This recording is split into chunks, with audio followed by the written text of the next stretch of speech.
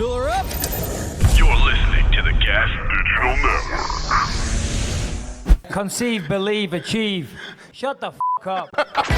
You're listening to Believe You Me with Michael the Count Bisping. You know my name yet? And Anthony Lionheart Smith. All right, we're back with another episode of the Believe You Me podcast. We have a big show planned as always. No man alive should miss this podcast. 5 seconds in, already dropping it. That's going to be the only one. We got Themba Gorimbo joining us later, and we're also joined by Renato Moicano. Good night of fights on Saturday, Anthony. What did you think?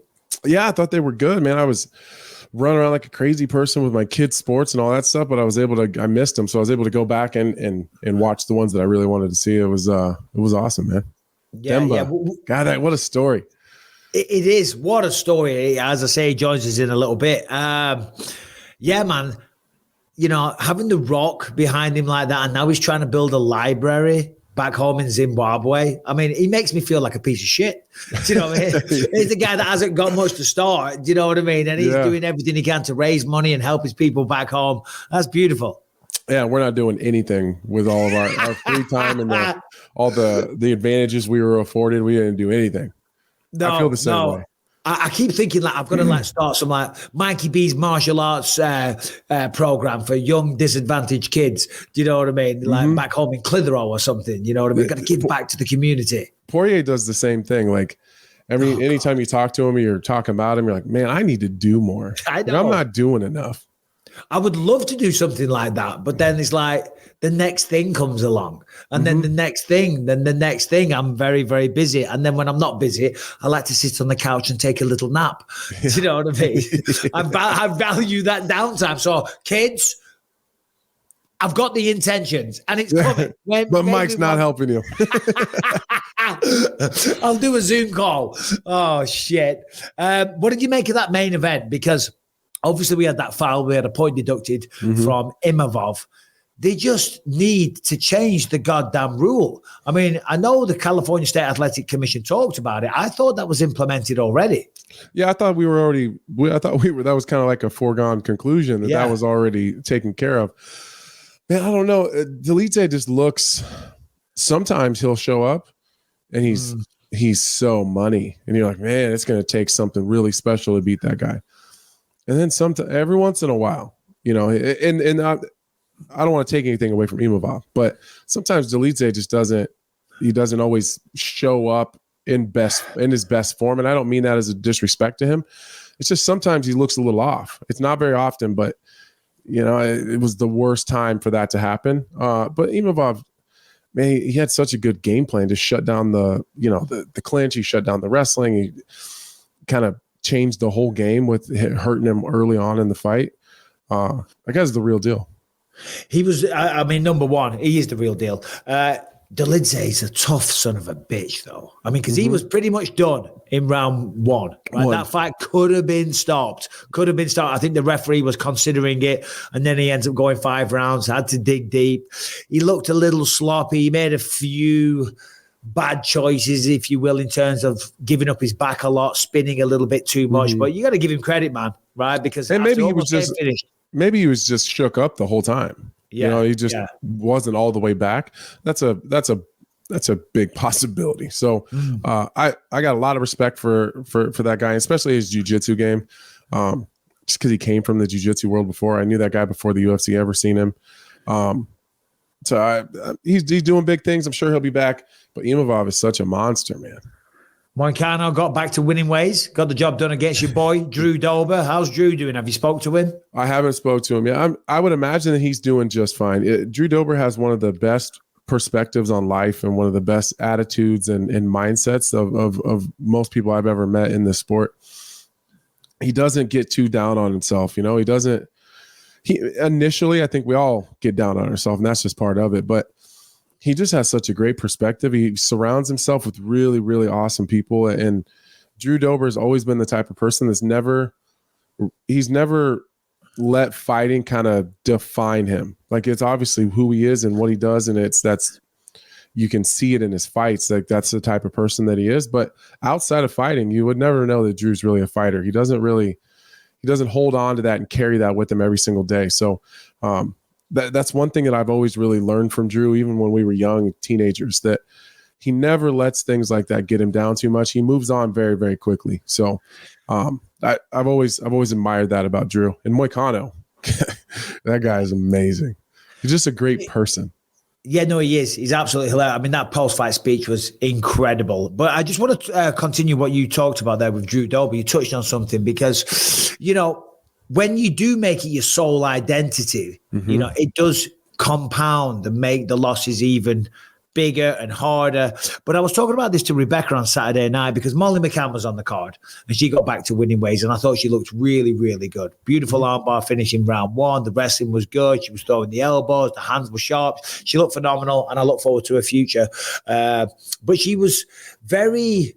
I don't know. She was really, really depressed when she lost a couple of fights. And I thought she handled herself with class on Saturday night and the post-fight speech and everything. I thought she should be proud of herself. But what you said there about Drew Dober and some of the comments that Molly made, and not just Molly, I'm not isolating Molly and I'm not talking shit at all.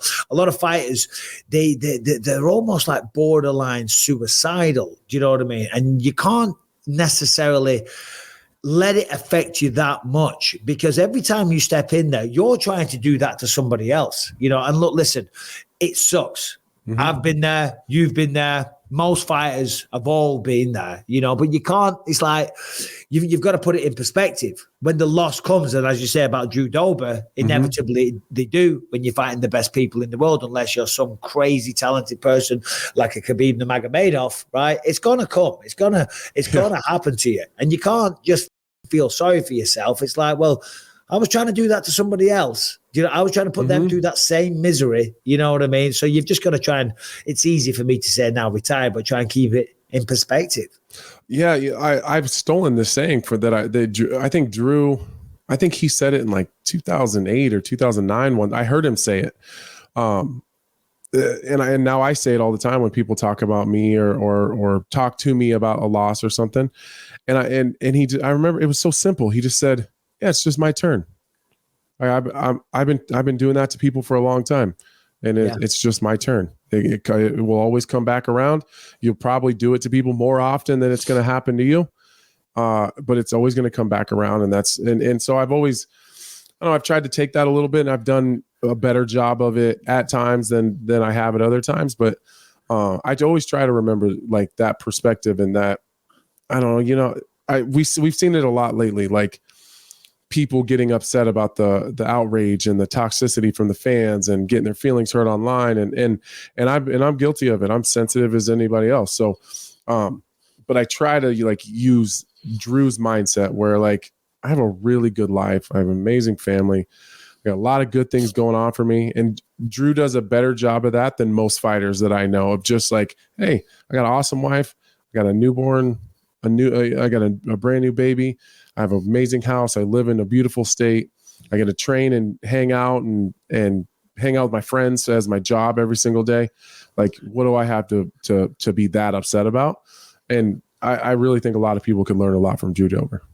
Yeah, well, it's a very mature approach. Yeah, but it's having that maturity isn't easy. You know what I'm saying? Because as fighters, we attach our egos to it.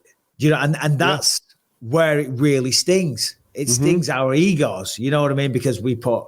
Well, that guy's too good. He's too good looking to let losing a fight mess with his ego. He's like, yeah, fuck this. On top of everything, he's got great hair and he's good looking. Like, you know, he needs to lose more often, to be honest. Yeah, the little shit. Yeah, put a little humble pie into him. Did you see there was a video doing the rounds or a picture at the weekend? Drew Dober from a while ago, and his face was all full, and then a side by side, and he looked like Skeletor at the weight. Did you see that? Yeah, he cuts a lot. Yeah, he cuts heavy. Yeah, he cuts a lot of weight. No, he's a good dude. When when California was implementing those percentages of weight that they wanted you to not gain, and they were going to have talks with you and try to convince you to move up weight. Drew Dober's the reason they started that. Oh, really? Yeah, because he'll fight it. He fights at 155, so he'll weigh 156 pounds. He'll be like 195 when he fights. Holy shit! He's maybe not 195, but he's well into the 180s. Yeah. Well, that makes Moicano's victory even more impressive. And Moicano, just as a full transparency, believers. Anthony couldn't make it, not on time, but the two guests were early, so we did a little pre-record. So Moicano joins us in a little bit. We're going to edit it in later, but Brian's going to be busy. But he was calling out Paddy Pimblett. He said that him and Paddy gone back and forth. Paddy said something to him on Instagram or something like that. So he's calling out a matchup with Paddy Pimblett. I think that makes all the sense in the world. Yeah, I like that. It's one of the few Paddy Pimblett call-outs that makes sense, actually. Because everybody wants to fight Paddy. Oh, Paddy called him out. Yeah. Oh, I love that. That's even better. Yeah. Especially like two kind of, both of them are kind of grappling hit. They can both strike, but they're mostly grapplers. I like that. And the trash talk leading up to that. Let's go. Hey, on the microphone, DC didn't even need to ask him a question. He just went out. He just went off on one.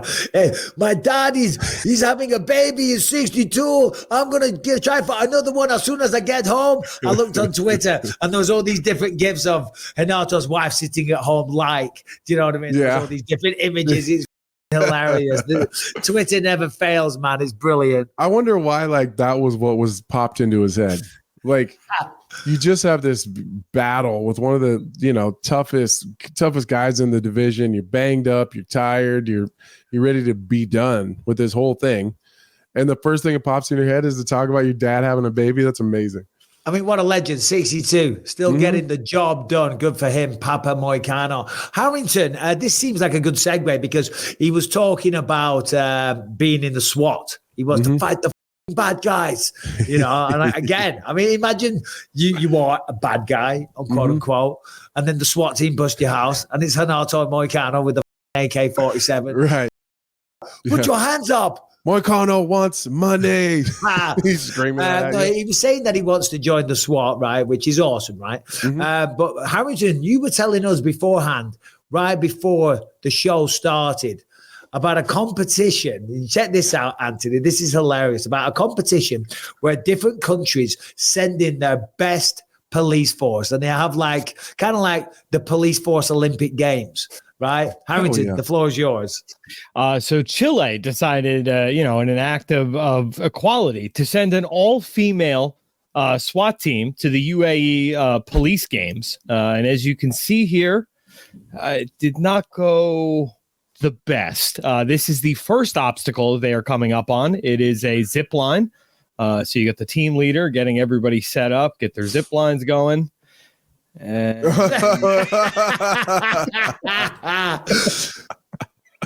shit! So they failed at the first hurdle. Oh my god!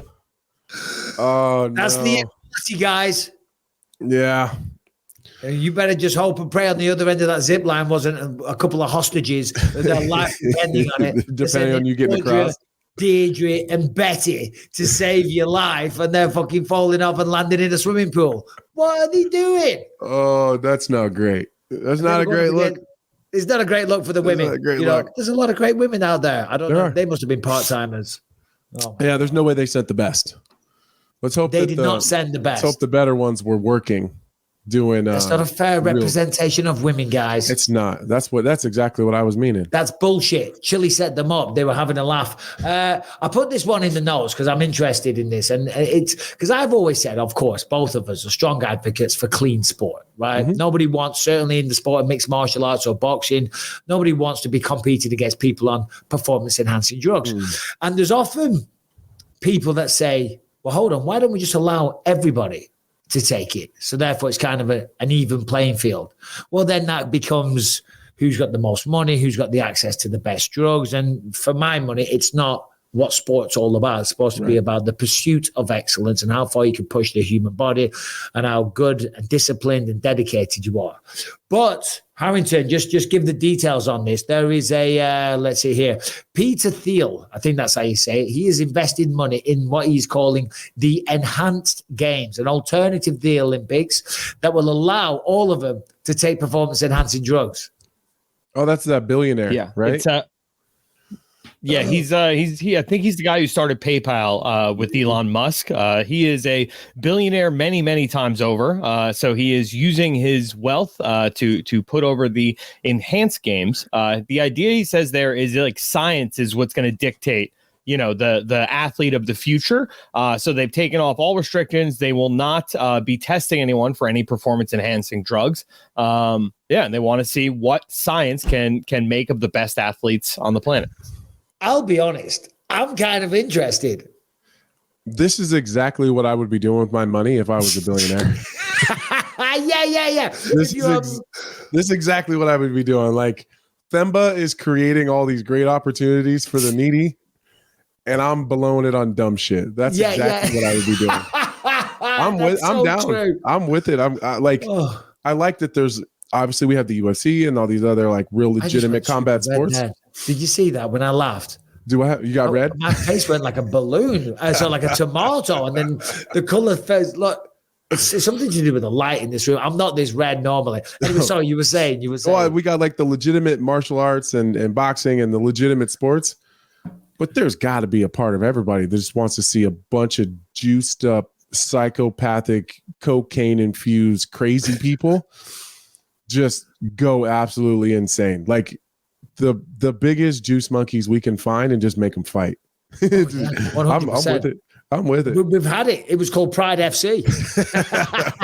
Those weren't real fights, though.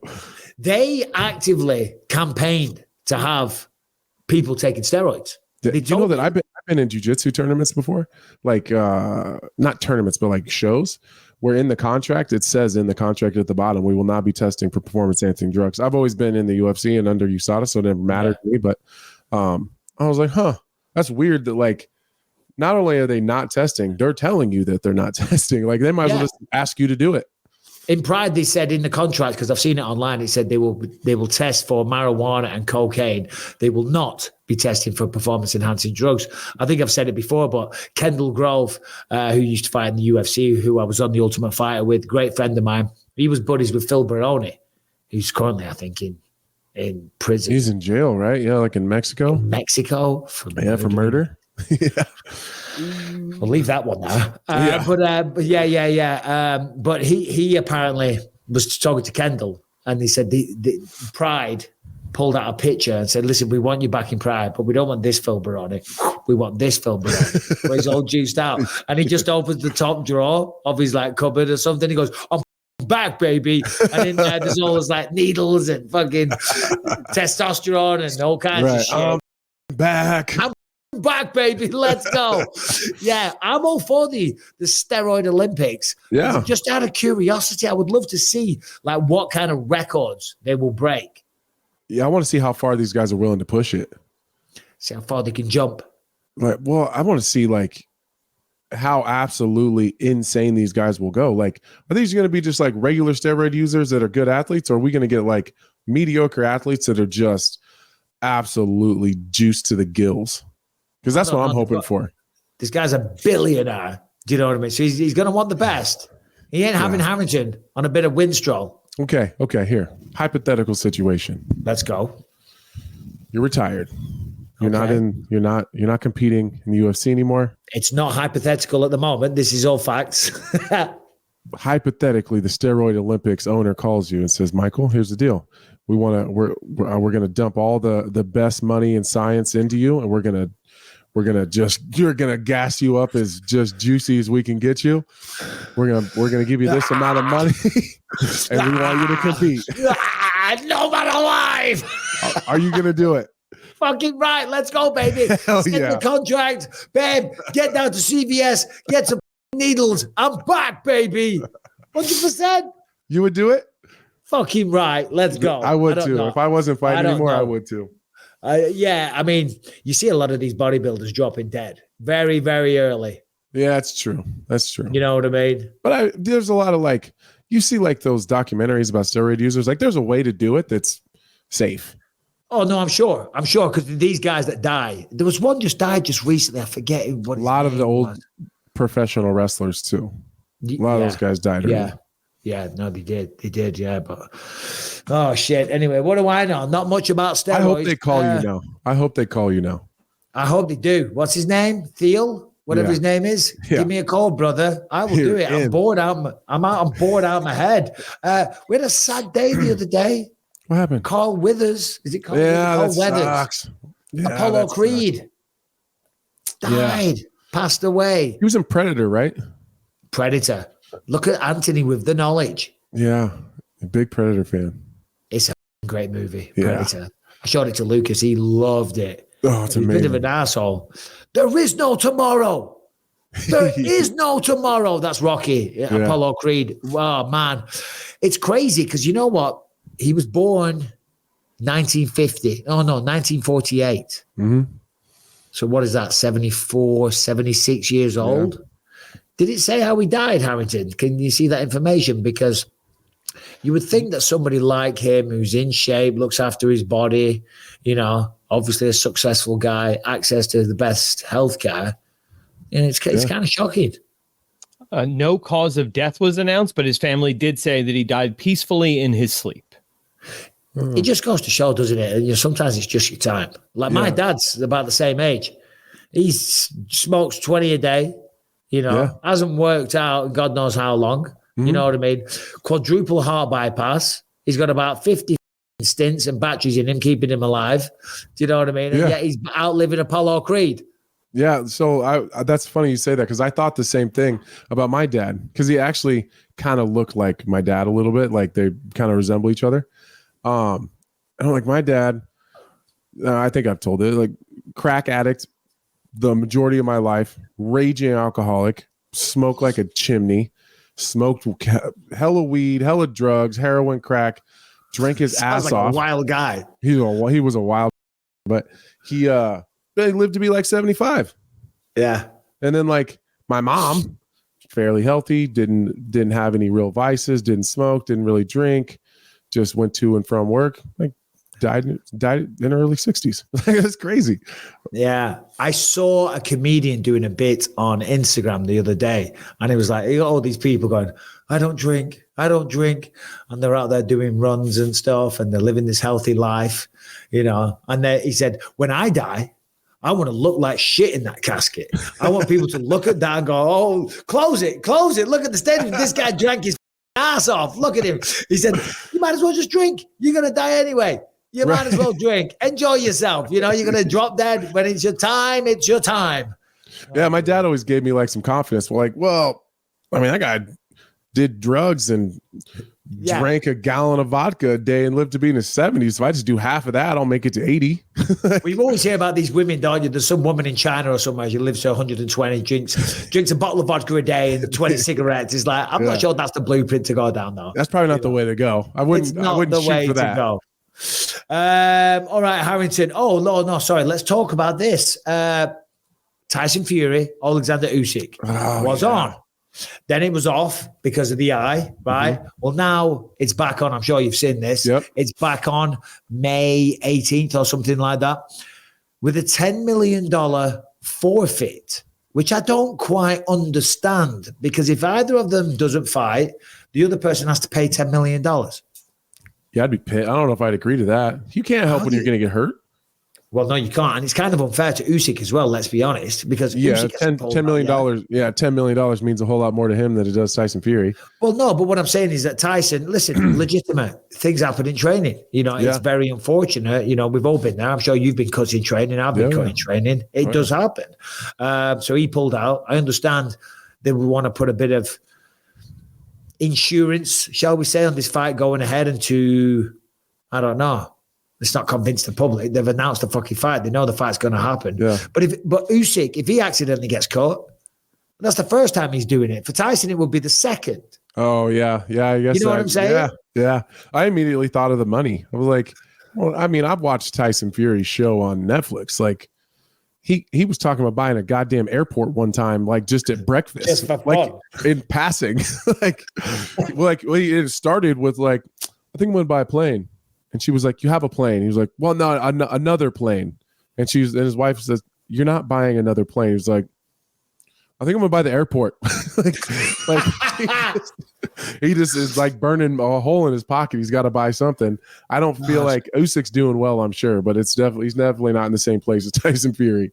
Yeah. I mean, that must be nice though. Yeah. I mean, they talk about the silk sheets and all the rest of it. Yeah, that's always been so impressive to me. Like the people that end up in those positions that are so successful, and they still have that kind of that dog in them. You know, is like it would have been so easy for Tyson Fury to not get up versus Francis Ngannou. Like, God damn, that guy hit hard. I got $1 billion.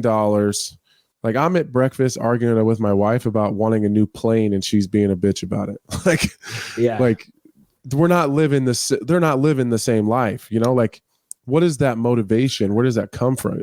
I mean, mine is you got to have something to keep. You got to have well, exactly.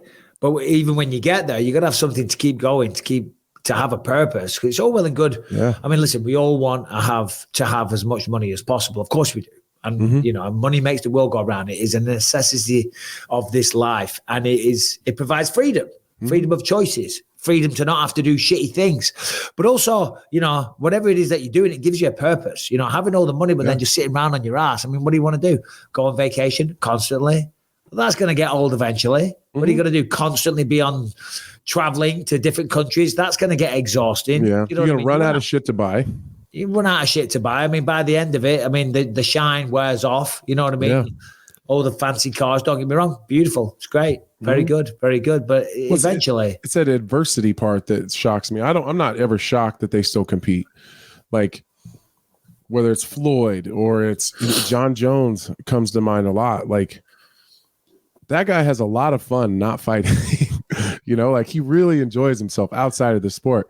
But I get John a little bit more because John's ego will not allow for anyone to ever tell him that they're better. His ego, that's what it is. That's what's driving him. Yeah, his ego can't allow it. He can't, for a second, let anybody else have the ability to say that they're better than him. And maybe Tyson, maybe that's the same thing for Tyson Fury. He just doesn't show it. It doesn't seem that Tyson's ego driven, but that's just on the outside. Maybe on the inside, maybe it's all ego. But it's no, of course it is. Of course it is. Well, number one, it's their identity. But as I said before, when we were talking about Drew Dober and stuff, it's all ego driven because we want to claim to be the best. You know what I mean? And that's our skill. That's what we do. That's what we are put on this earth to do. That is our identity. So we want to prove that we're the best. And look at Tyson. No man alive, right? You know, he's no man alive can beat me. And Tyson, he said to Usyk, I'll smash your teeth in because I think his wife said, Usyk's manager said, you got a bitch wife to hit you with the frying pan or something like that. Yeah. Fury was not happy about that, and rightly so. Yeah, I get that. But where was it going? It's got to be ego. Yeah, no, it is. It's ego for sure. It is because you got the money, but that now because I look at it and I think, man, like it. Like if you like. Maybe that's just me, and maybe I'm different because I feel like I got a pretty good control of my ego, but I feel like if I won a UFC title, had all the money in the world, I don't know. And maybe once you, and again, I've never won a title, and you can tell me better than anybody. Like, I think after that, I would have a hard time. Like, once you reach those goals, I think I would have a hard time. Like, man, I'll just go enjoy myself. You know, I go hang out with my kids and like, I don't need to get punched in the face anymore. I did everything I wanted to do. Yeah. Well, I mean, obviously in our game, you want to be the champ. For me, it wasn't because of ego. It's because when you're the champ, that's when you make the most money. Yeah. You know what I mean? So of course you want to be the champion because you want to say you're the best. You want to have that belt. You want to reach the top of the mountain, but you also want to make the most money. That's why we do this. That's why, you know, I respect Conor McGregor doing what he's doing. Still, I mean, it remains to be seen if he's gonna come back. Yeah. Right? But if he does, why? He doesn't need to. No, well, because you can't buy the championship of the world. Yeah. You can't buy the respect. The only thing you can't buy. It's the only thing he can't buy. He can buy pretty much anything else he wants. You can buy the Special Olympics. You know what I mean? Yeah. Sorry, not the Special Olympics, the steroid Olympics. Pardon me. He can buy the Special Olympics if he wanted to. A lot of people probably candidates for that on this podcast. Anyway. I mean, I know. It's a bad joke. I apologize. My brother was he was trying to be in the Paralympics, actually. Shout out, Conrad. But what else? Yeah, he can't buy the championship of the world. You can't do that. And you can't buy that feeling and that thrill. You know what I mean? You can't buy that. Yeah. And that's why I don't know. I've just always had such crazy respect for, and Conor's a great example for Conor, for John, for Tyson Fury, for Floyd Mayweather, GSP at his heights when he was at welterweight. Like the ability to go through adversity when everything, and essentially everyone else around you, you have plenty of reasons not to. Well, Manny Pacquiao, I'm just looking for it here. He's in the notes. Manny Pacquiao's on another one back. He said that his fighter is unretired and he's looking for a big money fight against Conor McGregor. Harrington, you got any further details on that? I saw you put that in the notes. But again, Manny Pacquiao, legendary fighter, right? Been a champion many times, tons of money. You know, I think he was running for prime minister or president of the Philippines or something. He does a lot for his community there. And now he's on about, well, he's saying he's unretired. It's crazy. Yeah. So back in, I guess 2021, he announced his retirement from, strict competition. Since then, he's taken a couple exhibition fights. He has another one planned, and I think one against they're still talking about an exhibition bout against Floyd Mayweather. But his manager said the door is not closed on that. For all intents and purposes, he is unretired right now, and we are looking for a big money fight. One that comes to mind is the Conor McGregor fight that's been circled a couple of times. We just got to get Saudi Arabia on board. Yeah, well, they had an agreement to fight. I'm not going to get into it too much. There was a bit of legal trouble, if I'm not mistaken. It was in the press a little bit, but I don't want to go into it. It's not my business. But yeah, they were kind of scheduled to fight, and there was a bit of money exchanged hands, I think, in the past. As I said, I don't know all the details, but that doesn't surprise me. I mean, Conor McGregor, Manny Pacquiao. I mean, Pacquiao's tiny. Yeah, he's not a very large man, is he? He's tiny. I used to, like when we were talking about Conor and boxing and Floyd and the rematch and then the Pacquiao thing, I used to hate it because I just wanted Conor to be back in the UFC and doing his thing there and back in the mix. Now I kind of don't hate it as much as I did before because we don't really know what's going on with Conor.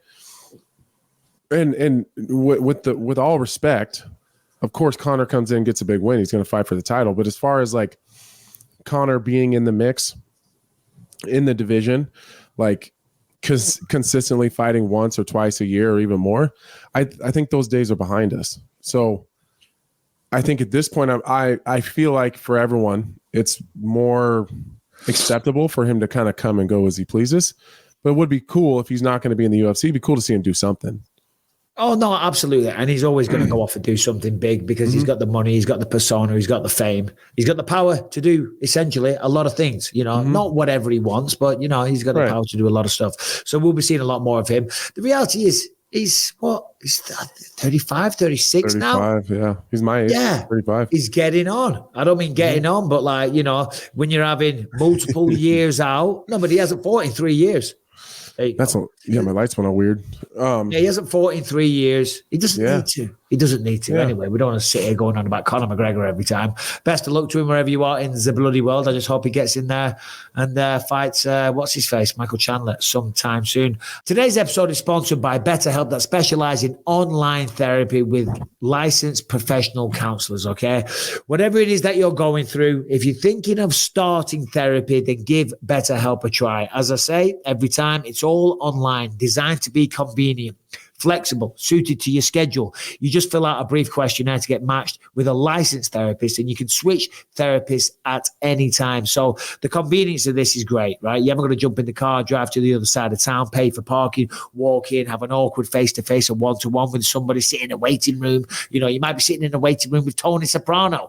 No, there's none of that. It's all done online. If you're not vibing with the therapist, if you're just not getting what you need, you can change at any time. But these are all professional licensed therapists. So whatever it is that you're going through, maybe you've got anger issues, addiction issues, substance, anxiety, depression, whatever it is, speaking to some of the people at BetterHelp will definitely help. So take care and take charge of your mental health today by going to betterhelp.com/believe to get 10% off the first month. That is betterhelp.com/believe.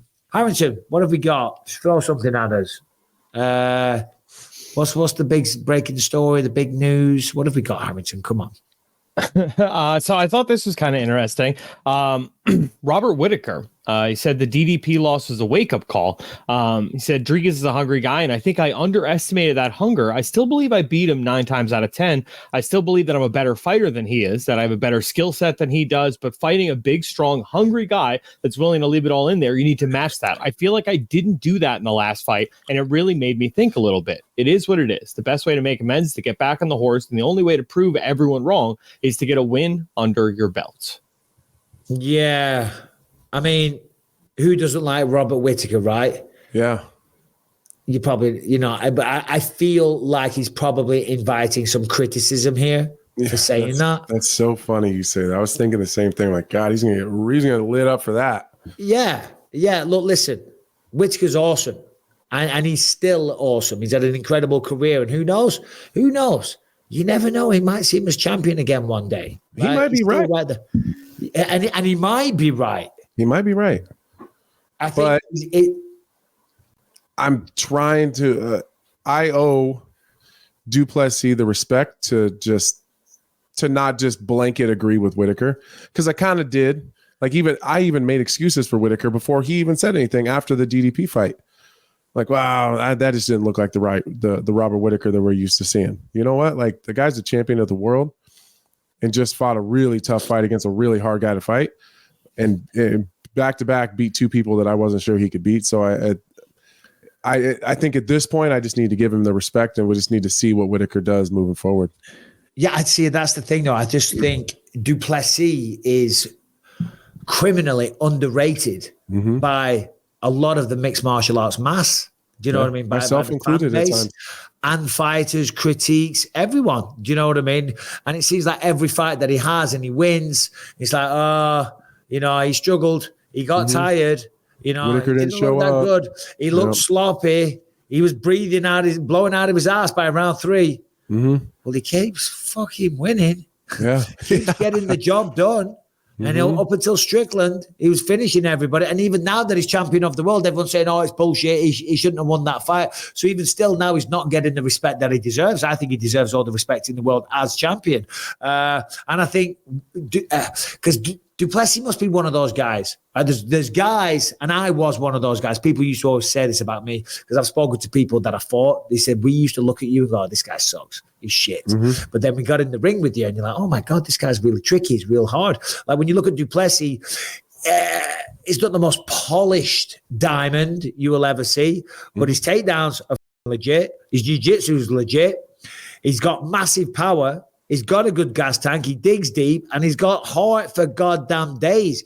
You put that all together, he's a problem for anybody. But people still underestimate him, even though he's the champion. I was on the post show after his fight with Strickland, and I just had to just be honest and say, listen, guys, I think it's time for us to accept that what we're seeing doesn't look like what we're used to seeing as analysts. It just looks different. And there's guys that we've worked these fights and these events and say, wow, that guy doesn't look like anything I've ever seen before. But you can still see that it's great. Your John Joneses are a great example. Your Israel Adesanya, some of these smaller, wiry guys that just do things a little bit different, but you can just tell like, oh wow, that guy's really, really good. It just looks different. Du Plessis is not that guy. It looks different, and our eyes can't, like our eyes and our brains can't compute it to like greatness.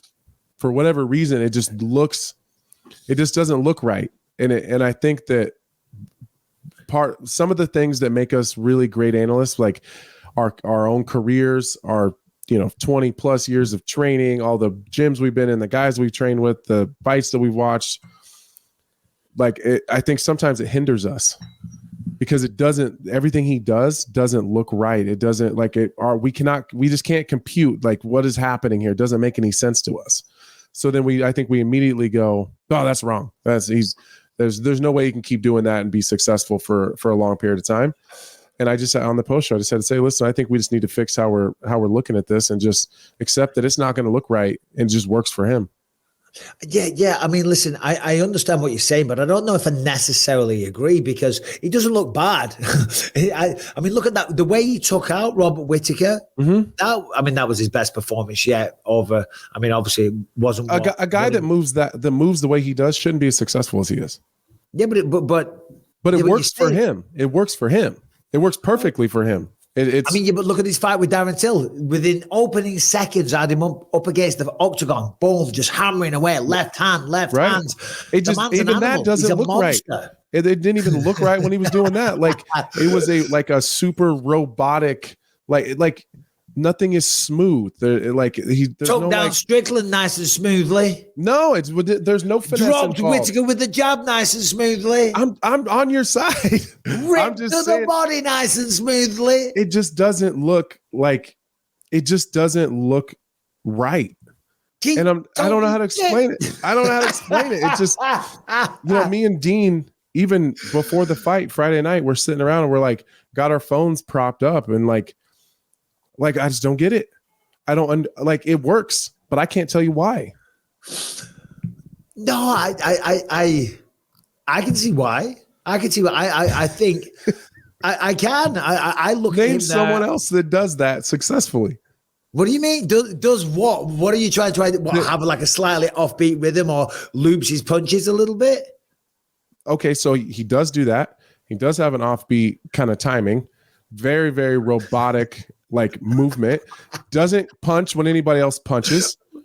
Like his counters are non-existent. Like you can name someone that has one of those and super successful. Find someone that does all those things at the same time. I just don't agree with that assessment. No, I'm not saying he's not good. I'm just saying I know. It throws us. I think a lot of times. I mean, I'm not the only person that says this. Like, no. It just doesn't look right. I'm not just sitting there kissing Dricus' ass because. I mean, that's what it sounds like. Yeah, because he gave me the runaround for a YouTube interview on YouTube for ages. I messaged him, and this isn't anything bad, so I don't care. I'll say it. I messaged him a while ago. I said, "Oh, get an interview for the podcast or whatever." Yeah, no problem. But then it was his manager took over, and I don't know if Dricus and his manager were having a laugh with me.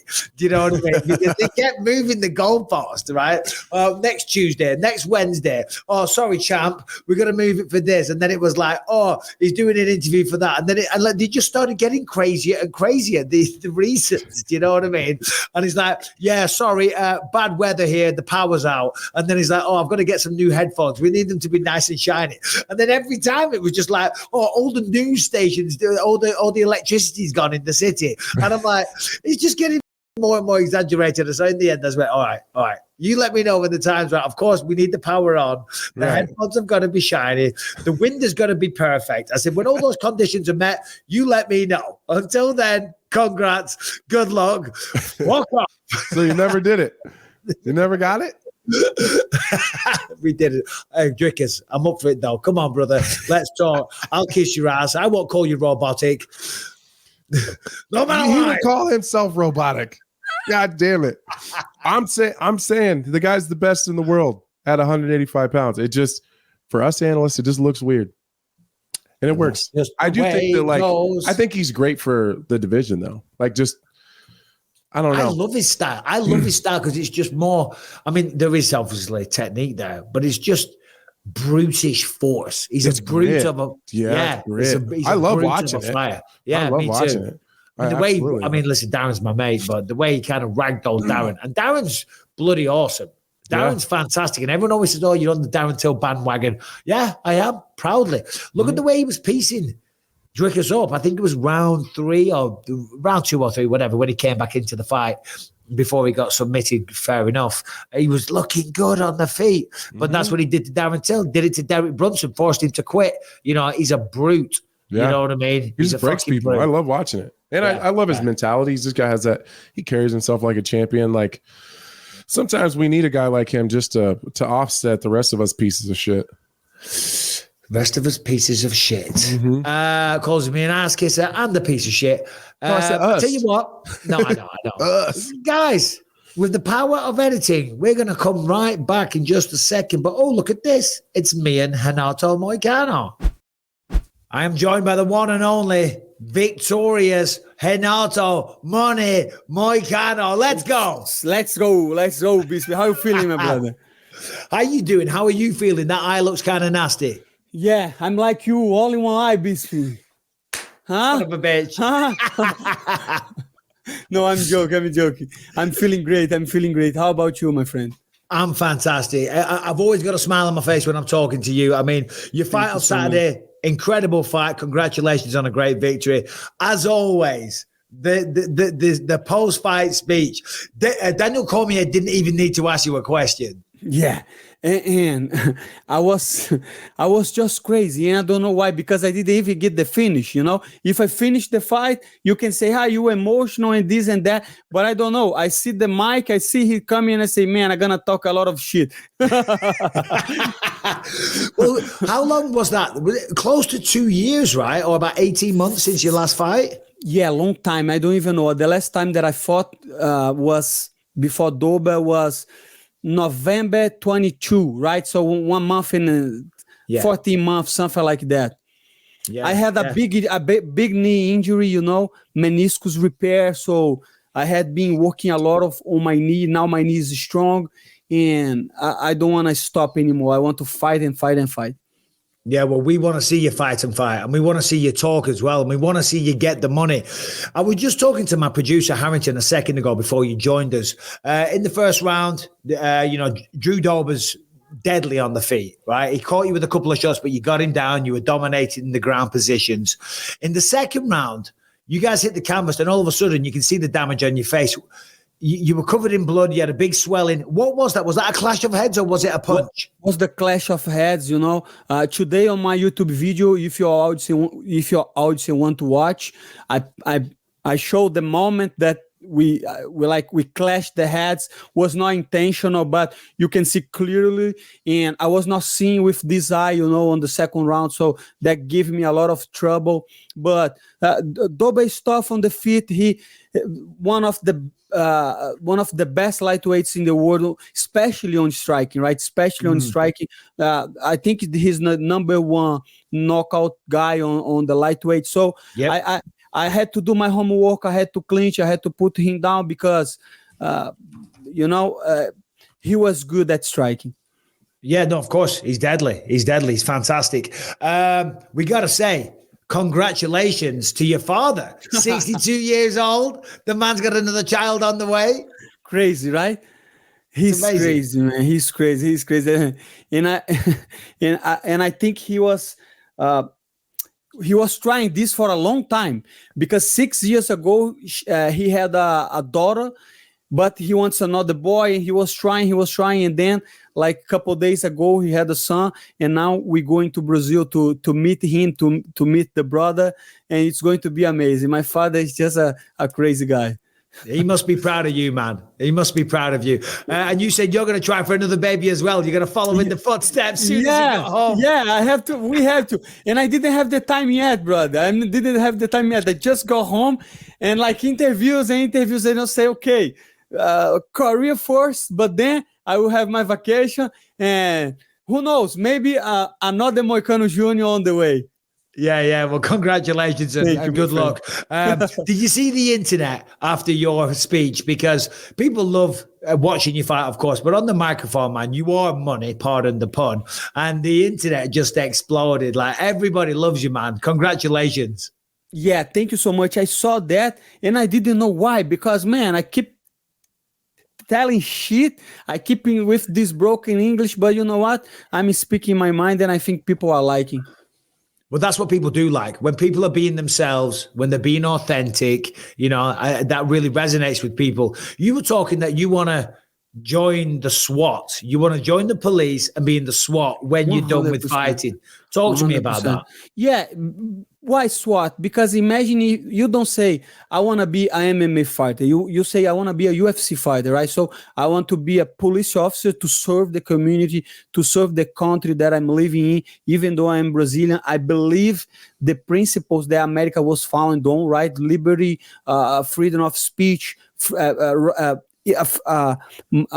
free market society, private property. I believe in all that, on all that principles.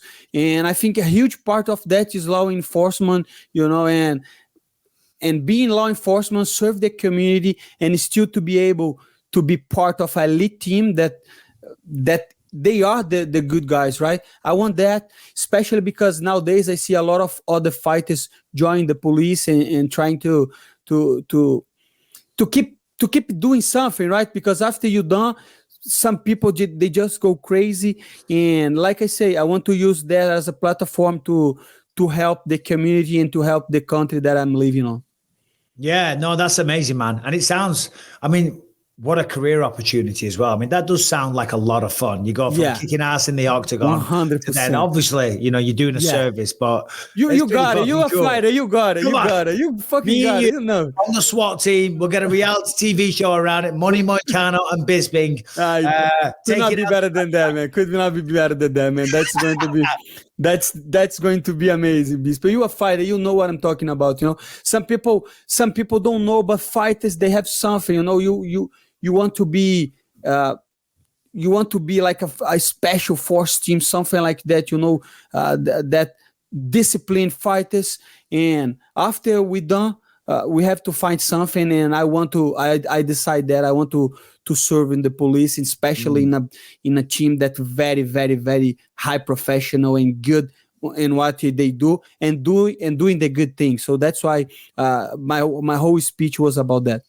Yeah, no, well done, and we can't wait to see you back in there. How does the eye feel? Because I see a lot of blood. Yeah, it's very bloodshot and a bit of bruising. Is it just superficial? How painful is that now? It's just superficial. I'm not feeling much pain. I'm feeling pain in my shoulder. I had an injury on like couple weeks before the fight, right? So, but everybody does. I know, like sparring sessions. Man, if you got to a fight and you're not hurt, you're not training right. Bisping is a champion. He can tell us how many fights did you fight that you was 100%. Nobody is. So I had couple injuries, but nothing major. The eye is okay. In 30 days, I will be clear to get back to training and to compete. And I want to compete as soon as possible. I'm not getting any younger. I'm just getting older. So I have to take advantage of this opportunity that's presenting himself. I'm getting momentum. People are talking about my name. So I just want to see who is the next victim. I just want to know who is the next victim, to train and to get over there and do my thing. Well, you tell me, who is the next victim? In a perfect world, who would you want? Paddy Pimblett, I think that's a fight that, because today he called me out, right? And now that's not gonna, he called me out. That's not gonna be, you cannot say my name and don't get it. Now he going to get the smoke.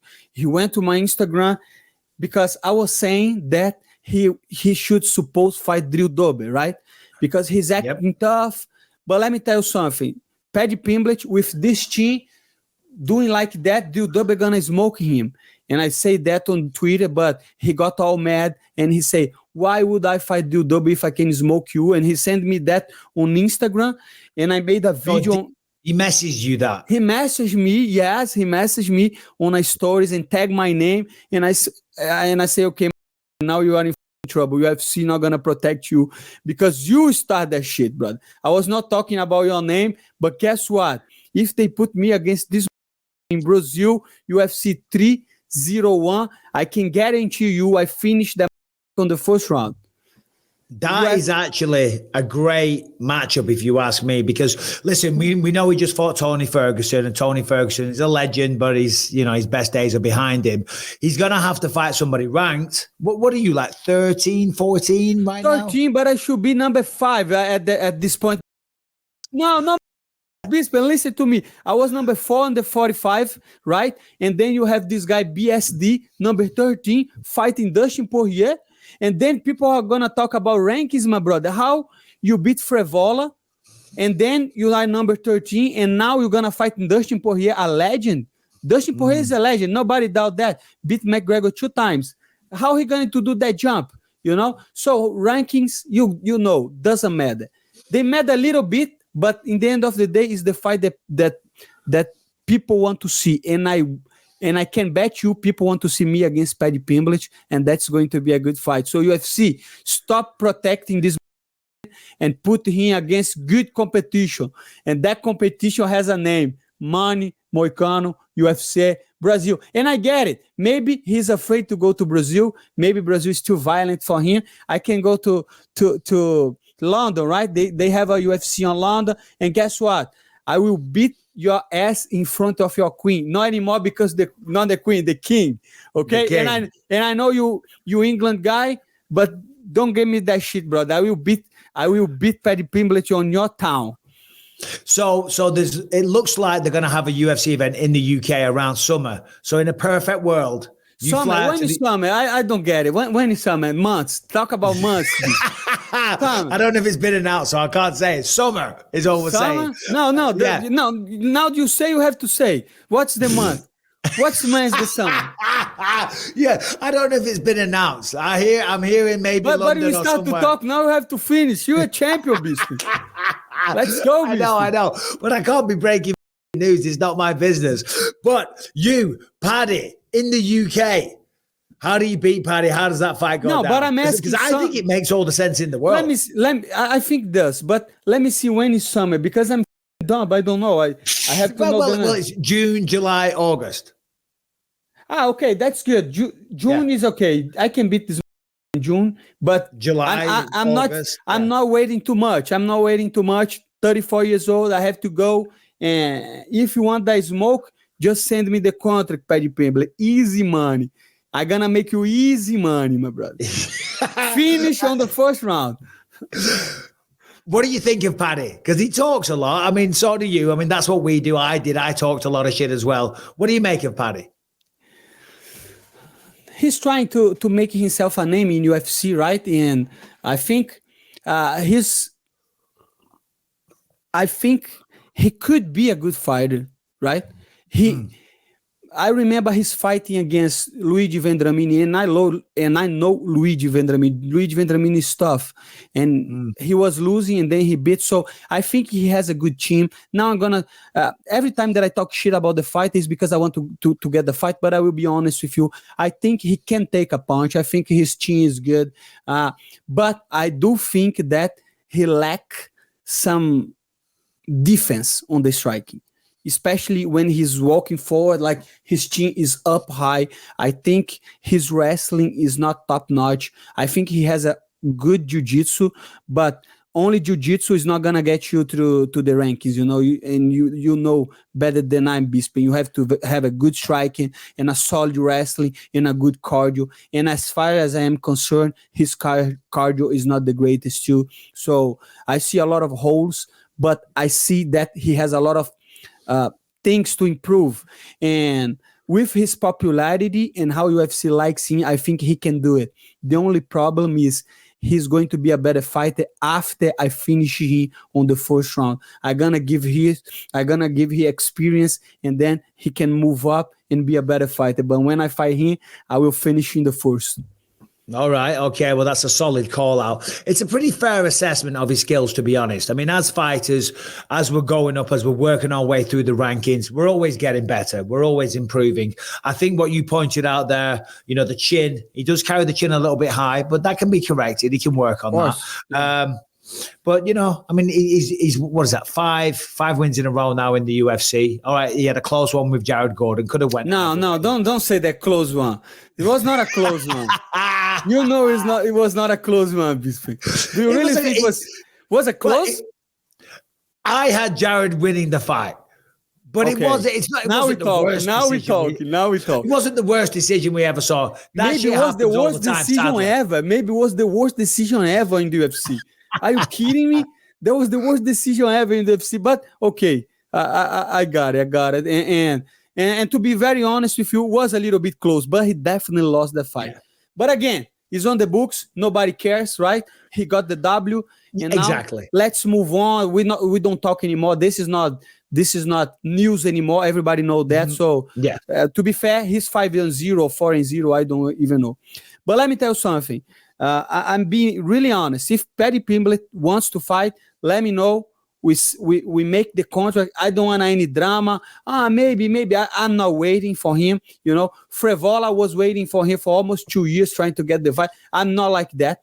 If he doesn't want to fight, okay, I will move on and I will climb the rankings. Okay, we have Dan Hooker, Jarlin Turner, Benil Dariush. I think Benil Dariush should be a great fight for me, especially him coming off 2 losses. You know, him being a jiu-jitsu guy. We can see who is the better on the ground, and I'm pretty sure it's me. You know, it's my time, money time, and I'm coming. If Paddy Pimblett doesn't want the smoke, someone else will get it. Maybe will be Benil Dariush.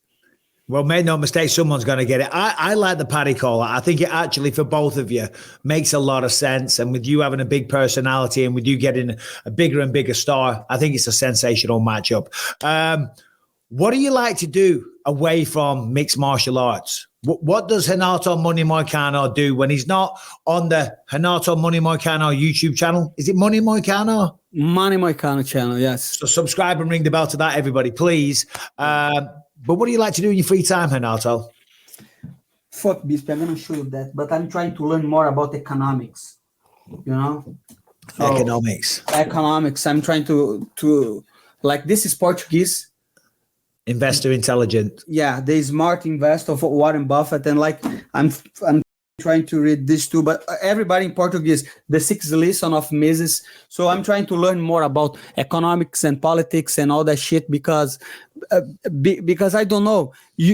Back in the day, I used to be very don't care about these things, but more I get older, I want to know how the world works. You know, why we pay so many taxes, why the government is like that. So I don't know.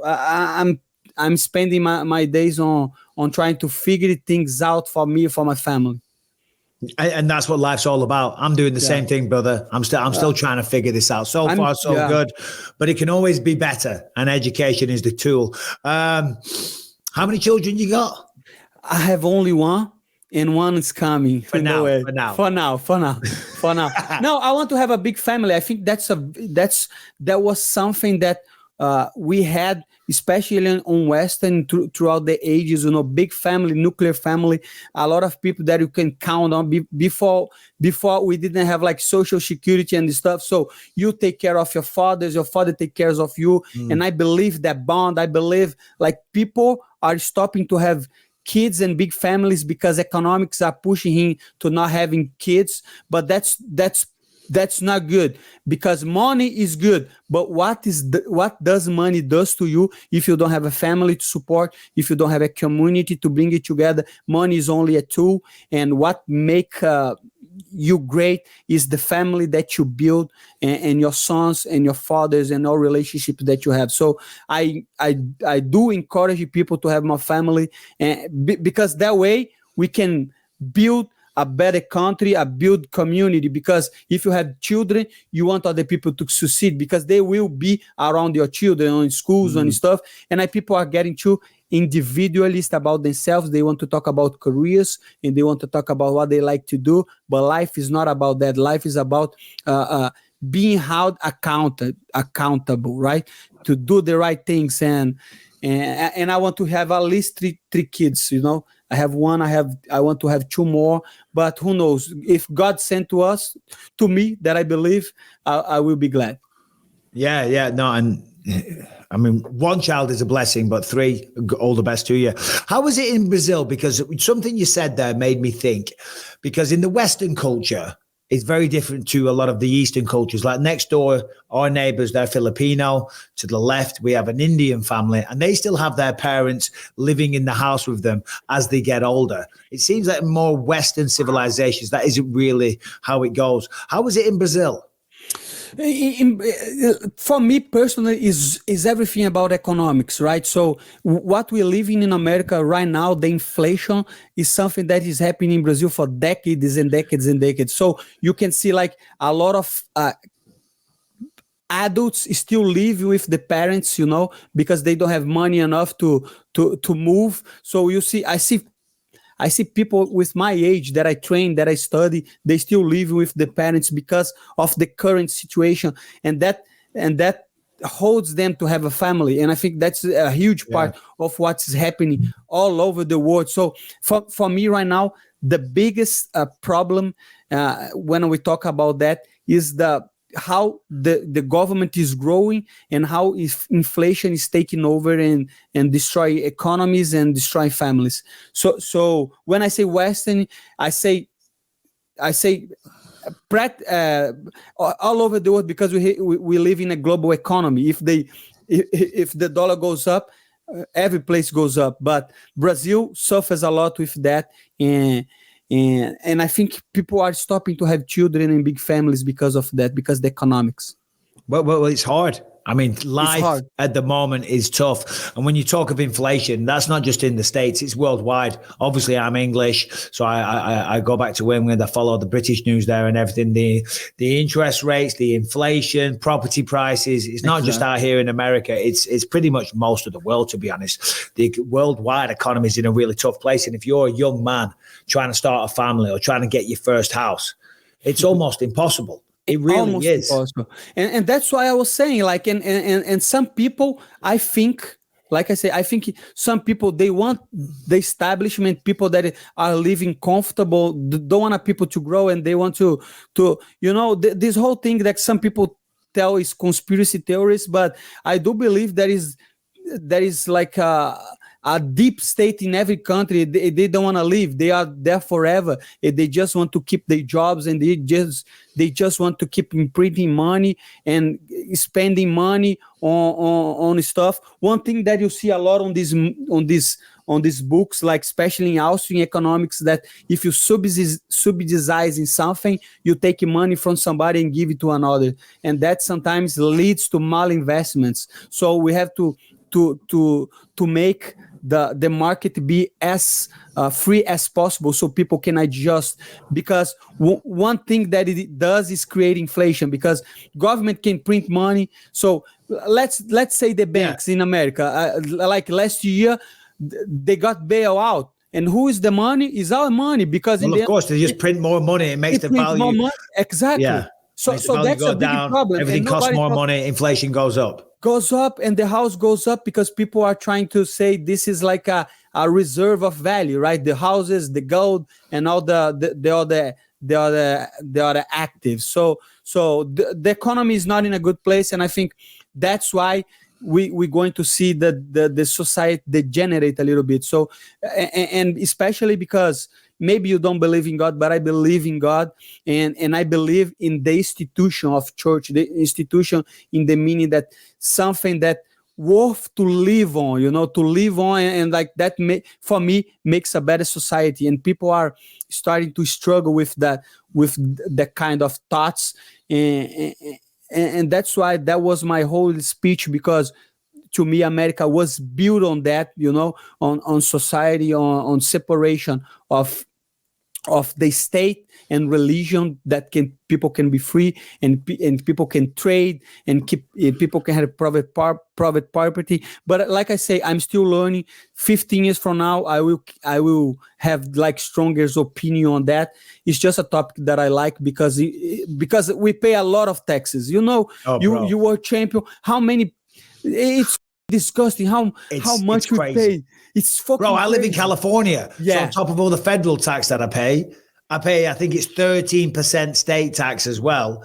I pay road tax on my car, sales tax on tax on tax on tax. Everything's tax. But yet the state of the roads by my house, I get on the freeway, I'm getting potholes all the time. So don't get me started. Yeah, I know. And because they take your money and they say, we know what is good for your money. I'm going to invest you on that.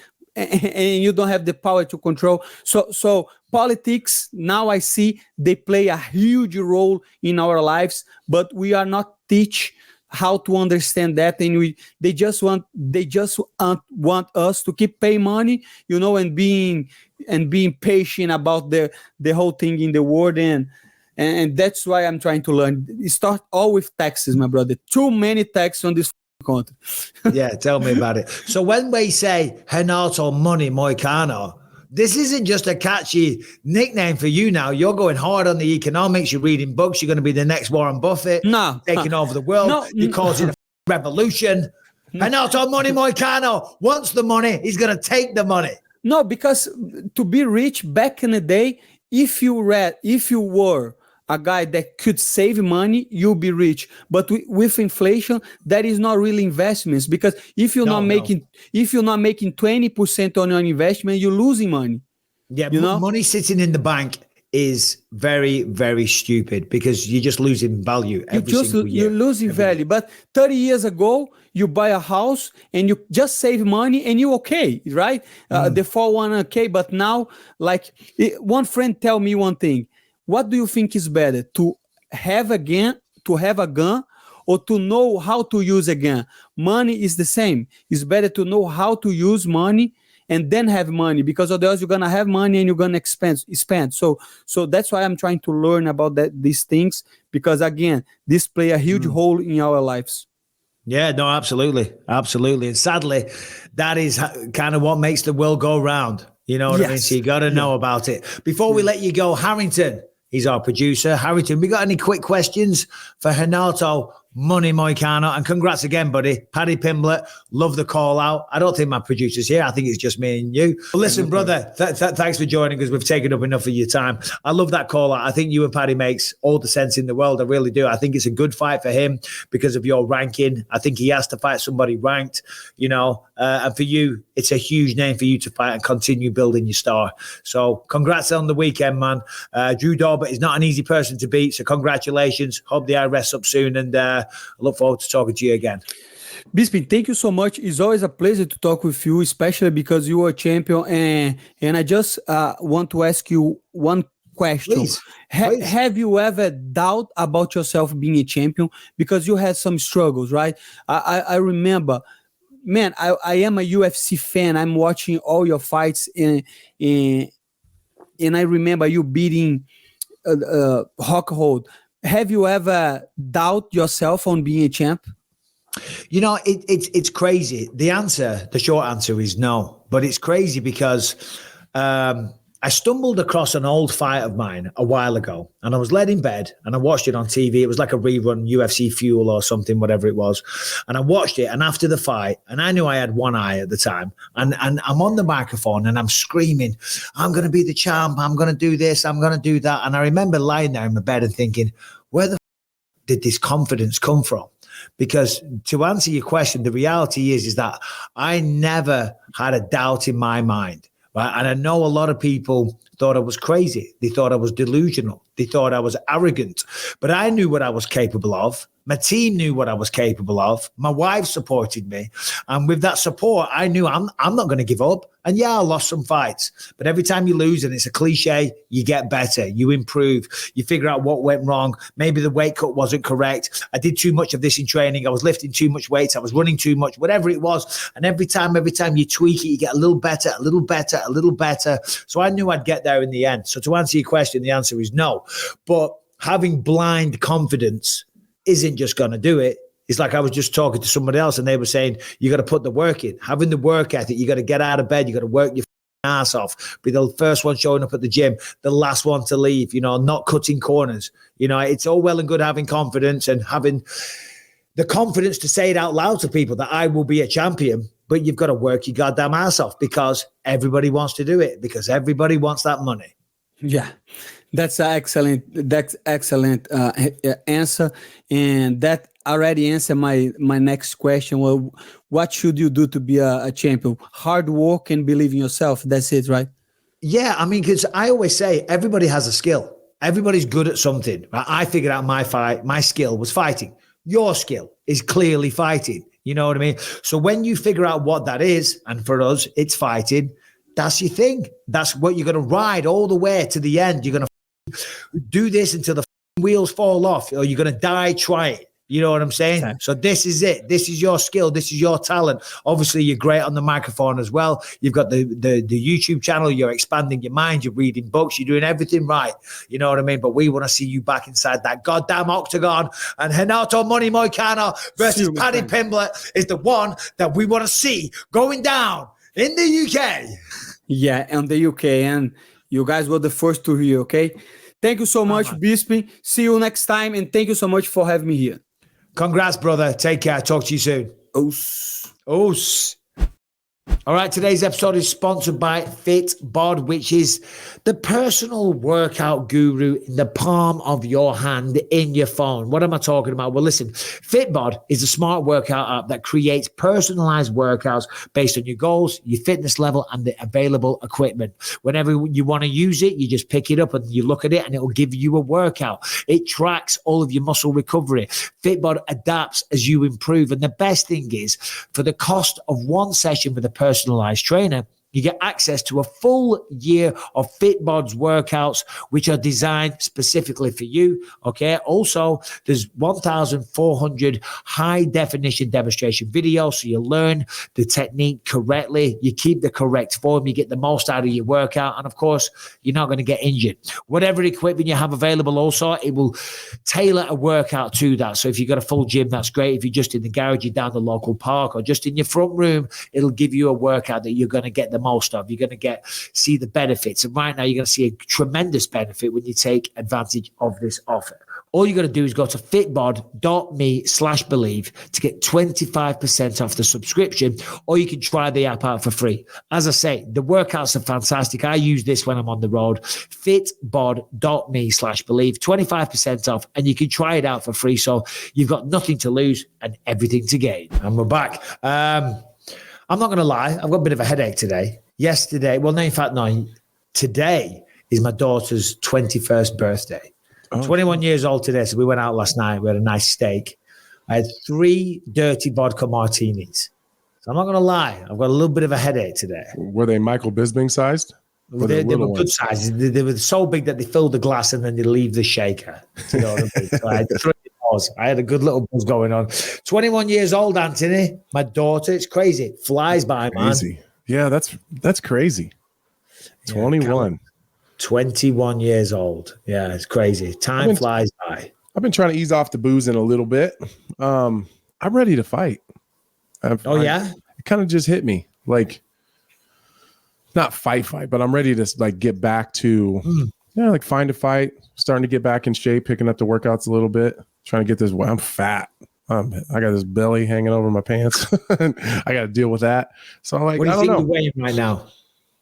I was 237 like a week ago. 237. That's a big Anthony Smith. That's heavy. Yeah, I'm heavy. When I'm off, I'm off. You got to enjoy yourself, though. Have a little mental break, have a reset. It was Christmas as well, It's been fun. In a perfect world, who would be the opponent? Have you thought about that? No. I've been trying to change my mindset a little bit, and there's like a couple things that matter. The name doesn't really matter. How I feel about it matters. I think that I want something that's like exciting, like not, and maybe divisionally, maybe it doesn't make any sense. I don't know. I don't care if they're ranked. I don't care if they're not ranked high. I don't care who it is. It's got to be something that I deem as fun. And I know that sounds really stupid, but like when I hear the name, I want it to be exciting. I want to go, ooh, that'd be fun. Well, I'll tell you a fun thing, a fun location somewhere in the UK. That would be fun. That's what I need. That's what I need. I need something that's fun that I want to look forward to it. I want to even if the heart, the danger factor doesn't really matter to me. I don't care how hard the fight's going to be. I want it to be like someone that gets me excited, and I want it to be somewhere that gets me excited. And the timing isn't, I'm less concerned with the timing too. If I don't know, May or June or whatever, it doesn't really matter. Just want to have some fun. There's nothing announced yet, but they will be coming back to the UK at some point soon, I would have thought. We talk about this stuff. We're always making plans, but live Believe You Me podcast on the Sunday after Anthony's victorious return. Anthony and Brian, Harrington and Brian, get your passports polished up. We're off to the UK, baby. We're off to the rain. I'm ready to go. I'm going to send Mick Maynard a text and say, hey, whenever the next UK show is, you let me know. I want to be on it. Let's go. Harrington, give us a mixed martial arts story, please, buddy. Okay. You put this in the notes about the this Apple thingy bob. What is this? Because I'm looking at social media. I've seen a lot of videos of people walking across like roads going like this, right? And these eye things. I looked them up. They're about $4,000 to buy. Yeah. What are they? So it's called the Vision Pro. Apple says it is the number one thing they've been working on since the iPhone came back, all the way back in 2007. They are not calling it virtual reality or augmented reality. They are making the distinction that it's spatial computing. So the concept there is they have like a bunch of native apps that are built in where this thing could, in theory, replace your computer, your desktop, your laptop, whatever. Anything you could do on a computer, you can do now hands-free, not tethered to anything but the battery pack that powers this headset. And then here you see somebody's looking up directions on the subway in real time. Oh, wow. Yeah, but you've got to walk around looking like you're from the future. Looking like an idiot. Looking like a total dickhead. Yeah. If you keep scrolling, there's a guy who's actually using it while driving a car. I mean, listen, I get That's it. pretty cool. Apparently, you can control it just using your eyes and your hands. You don't have to be physically touching something. So I guess that's amazing technology, and no doubt there's a lot of cool stuff you can do with it. But I could do without the Michael J. Fox Back to the Future look. Do you know what I mean? It was just walking around. They could make it a bit more compact and a little bit more stylish. Yeah, like you could have some regular ass glasses on or something, right? Well, they have those is it the Ray-Ban ones that live stream? The cameras? Yeah. I got to get some of them. I would love some of those. And you can record what you're seeing, right? Mm-hmm. That's a recipe for disaster. I was just saying that could get kind of creepy. Do you know what I mean? I'm making sure no one's recording me when they're coming up with the glasses on and all the rest of it. What was it that they used to have? Because I remember Joe Rogan having a pair on at the weigh-ins once. They used to have those Google glasses. Remember those? Yeah. I think they could, for $4,000, you can make it look cooler. That's for sure. Yes, 100%. Brian, have you got any thoughts on this? We haven't had Brian on the show today. Welcome to the show, Brian. Hope you're well. Yeah, I mean, I don't really think people are going to be doing this. This seems like a good way to just get Darwin awarded out of reality here. You just be walking down the street doing something on your chat face and get hit by a bus, and I won't be. Yeah. No, for sure. It doesn't look good for peripheral vision. That's for damn sure. And as a man with limited periph, I can tell you, it's life is easier when you have two eyes and you can see past here. You know what I mean? Ooh, I got something. I'm scrolling through Instagram last night, and I thought of you. Please. There was a girl that had an eye prosthetic that looked exactly like yours. But she had this case, like they had like 10 of them.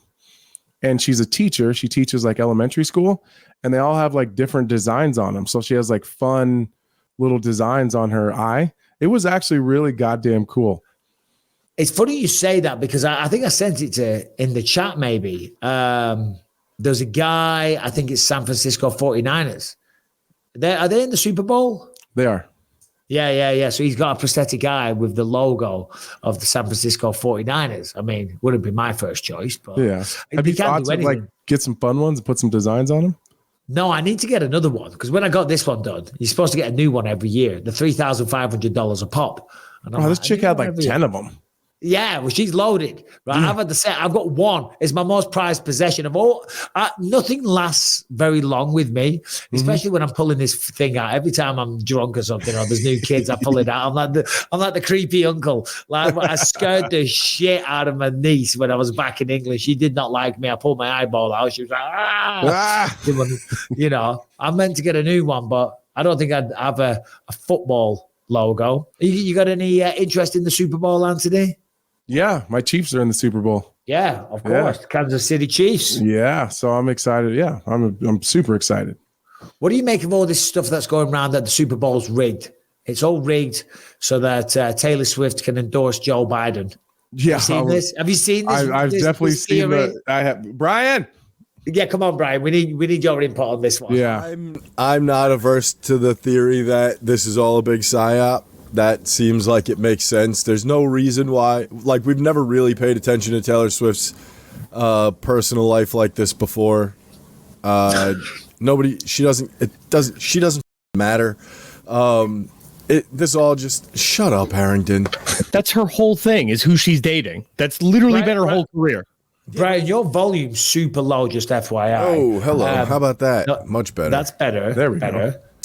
I just think I think this is all a psyop. There's no reason her psyop boyfriend, like, she's paired with a psyop boyfriend who's like the Mr. Moderna Pfizer guy.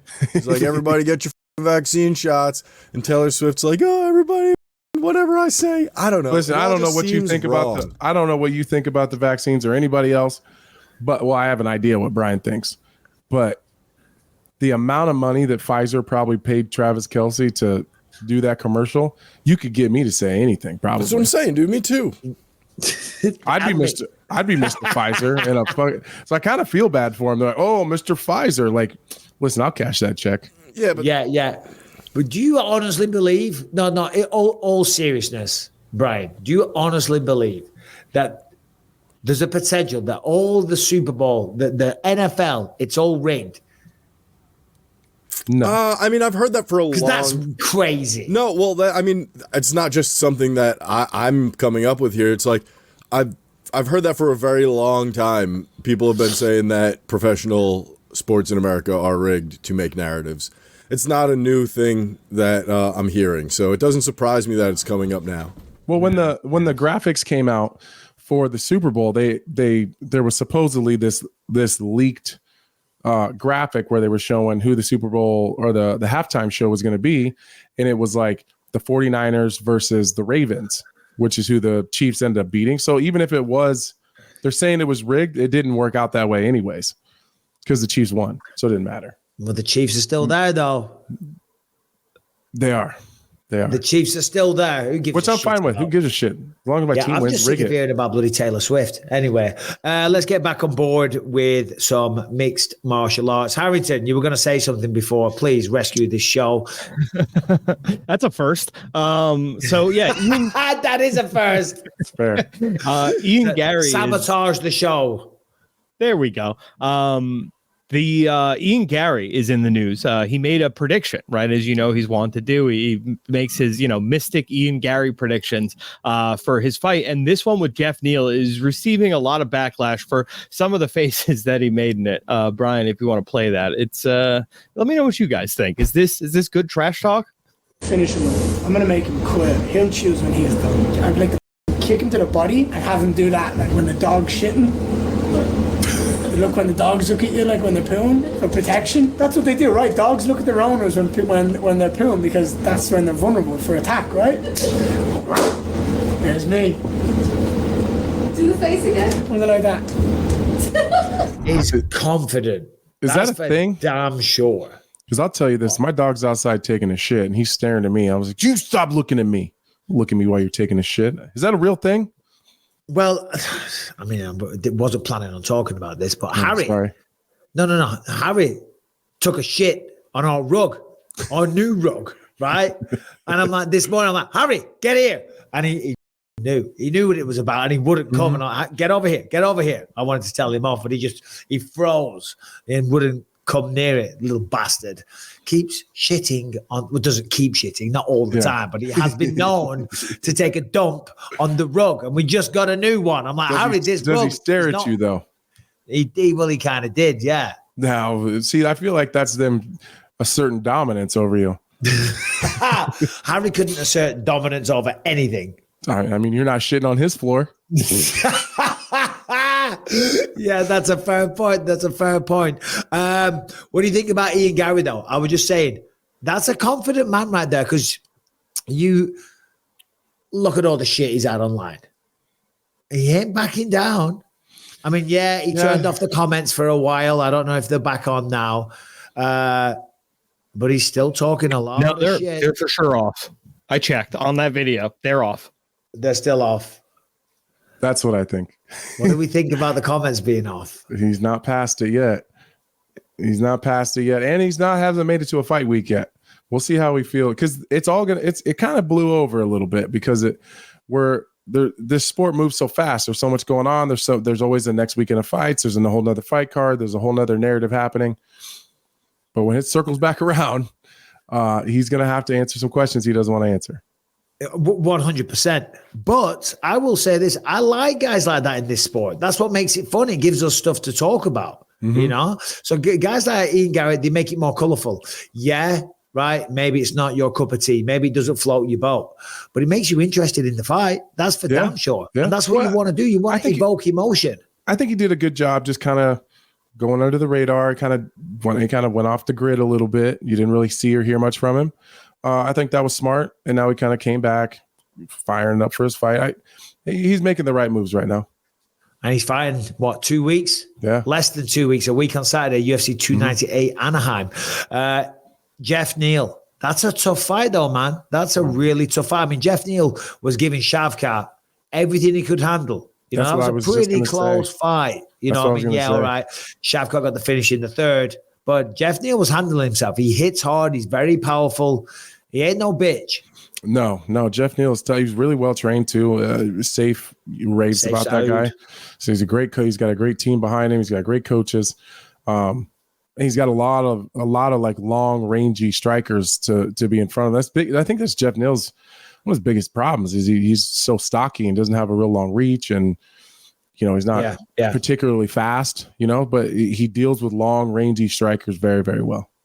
I think for Jeff, though, the main problem is going to be the speed because, as you say, Ian Garry is tall, he's lanky, he's lean, but he's quick, he's fast, he's sharp, he's technical as well. You know what I mean? I think because of some of the online shit that's been going on, people are forgetting the skill set that he has. And that's where this confidence comes from. And of course, beating people like Neil Magny the way that he did, the way he shut him down and all the other victories, you know, I think he's got a real speed advantage on Jeff Neal, so that's going to be a tricky one for him. Yeah, I mean, with just the dumb shit, you know, that goes on online with Ian Garry, it's hard. It's easy to forget that dude can fight. Yeah, I mean, forget how you feel about him and whatever he's got going on. He can actually fight too. I'll tell you another fight. We never mentioned it. We should have done before. Robert Whittaker. We were talking about him and Dricus du Plessis. We haven't talked about this. Robert Whittaker and Paulo Costa. That is a sick fight in the middleweight division. I mean, Paulo Costa, you know, he just doesn't fight as frequently as he should, but he's the real deal. So I tell you what, you got to respect Robert Whittaker after losing to Dricus du Plessis in the way that he did, being right there, being the consensus next best middleweight on the planet. And now he's kind of forgotten about because of, you know, we got the new champion. Sean was the champ for a bit. Then there's Izzy. You know what I mean? It seems like Robert Whittaker's kind of like an afterthought right now. And I don't mean that to be disrespectful to Robert. It's just, you know, there's been a lot of progression in the career. In the division, pardon me. Going up against Paulo Costa, it's risky, but it puts him right back in those conversations if he can get the job done. It does. It would help him a lot more if Paulo was a little more active. You know, so excuse me. It's a big win. It changes everything for him. That changes the entire Robert Whittaker narrative, especially with having a totally different champion. As long as the champion's name isn't Israel Adesanya, Robert Whittaker is always probably just one win away from a title shot. Yeah. What do you think? Early prediction: Costa, Whittaker.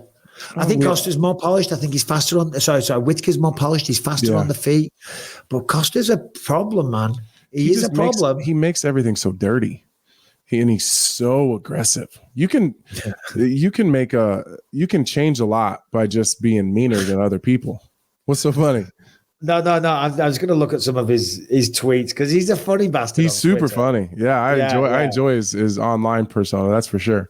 But what did he say? He just said the other day, I went to the pizzeria to buy my dinner, and while waiting for the pizza to be ready, I drank 4 beers, smoked 1 cigarette, and picked up the phone from a fat lady. Jesus of Nazareth, what am I doing with my life? I mean, what the is that?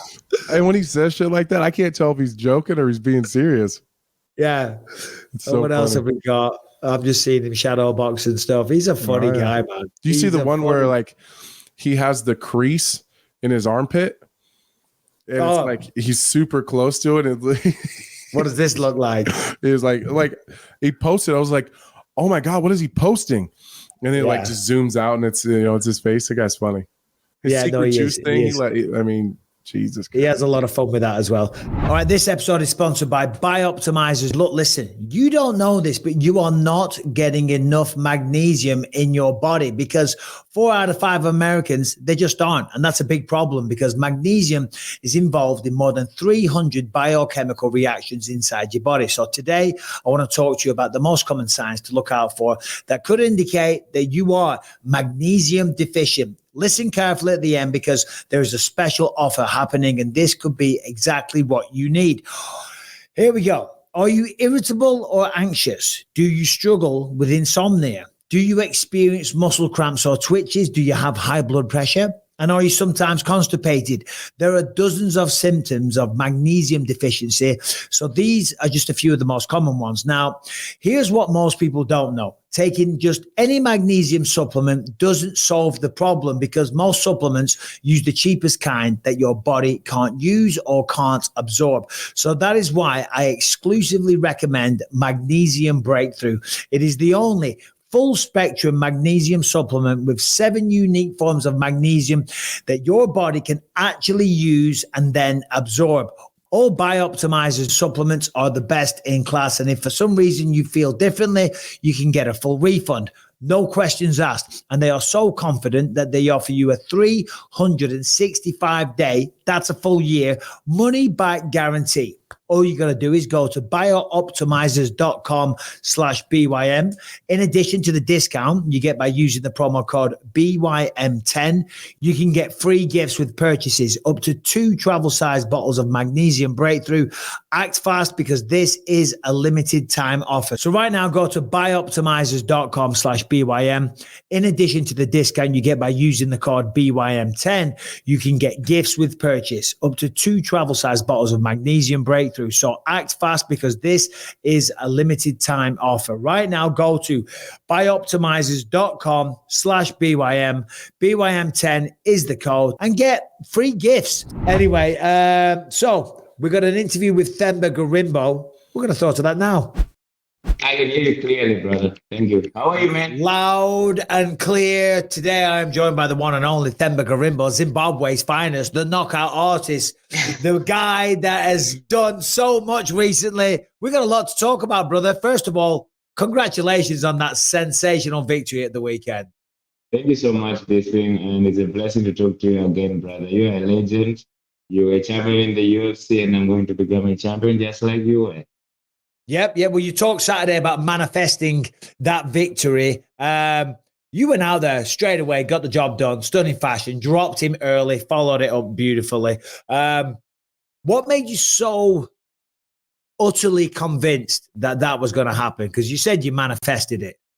Yeah. So basically, what happened, Bisping, is that before this catcher fight, I was supposed to fight a guy called Kiefer Crosby from England. And he said some stuff about me that rubbed me very wrongly because, after the Rock story, a lot of people were saying stuff about me that don't even know me, where I felt like I was less deserving of what was happening to me in my life. And I was questioning life as a person. I was kind of depressed as a person in terms of like wandering around and thinking, everybody thought I was happy and everything, but, I was thinking to myself, maybe I don't deserve to be in this position and everything. And, I start questioning things, and then someone calls you a moocher, which he called me on one of his posts and said, I hope your father, The Rock, bought you a life insurance to come with that house, you little moocher. And I didn't know what it was, a little moocher. I had to ask my friend who's in England, what does a moocher mean? And he says to me, no, it's someone that leaves off people. So then I say, he does not even know. I didn't ask The Rock for the house. The Rock just came to me and did what he did for me. And, it hurt me because there were a lot of people that also jealousy people out of, people are nasty in this world, bro, like, And, you start questioning life. I was not in a good space mentally. And then when he said that, I made straight away a point to myself that I want to knock this guy out. I've never knocked someone out in my career. It's always a TKO or whatever. I said to myself, I want to knock this guy out cold because you know what? He's being nasty and I have to do nasty things to him. People are bad and I'm a nice guy. I try to submit that so that, I don't get to hurt people. But if someone says something like that to me, like he did, I made a point straight away when I signed the contract. I manifested straight away. I said, I'm going to knock this guy out. So Peter, he just was on the receiving end of a knockout that was not supposed to be his. That guy pulled out of the fight, and then I ended up at fight Peter, and it was already something I wrote down before the fight, and I had to just follow through and do my thing. So he was calling you a moocher because of what happened with The Rock. I mean, listen, that's a beautiful thing that The Rock did for you, but I can't understand why somebody would then attack you because of that. Yeah, he came out at me and said that to me. Maybe he was trying to be funny. Maybe he was trying to sell a fight. You don't need to sell a fight if it's a fight night. Come on, we're not at that level yet. And, for me, I took it personal because, I had already people saying that kind of stuff to me online where I felt like, even myself, I was questioning myself as a person. I'm like, do I deserve this that is happening with me? You start questioning a lot as a person because I'm a very emotional person. And when people say that stuff like that to me, it hurts me. And I made a point to myself that I'm going to knock this guy out. It just happened that the opponent changed, and I had already written down that I'm going to win my fight by knockout, and I just had to follow through.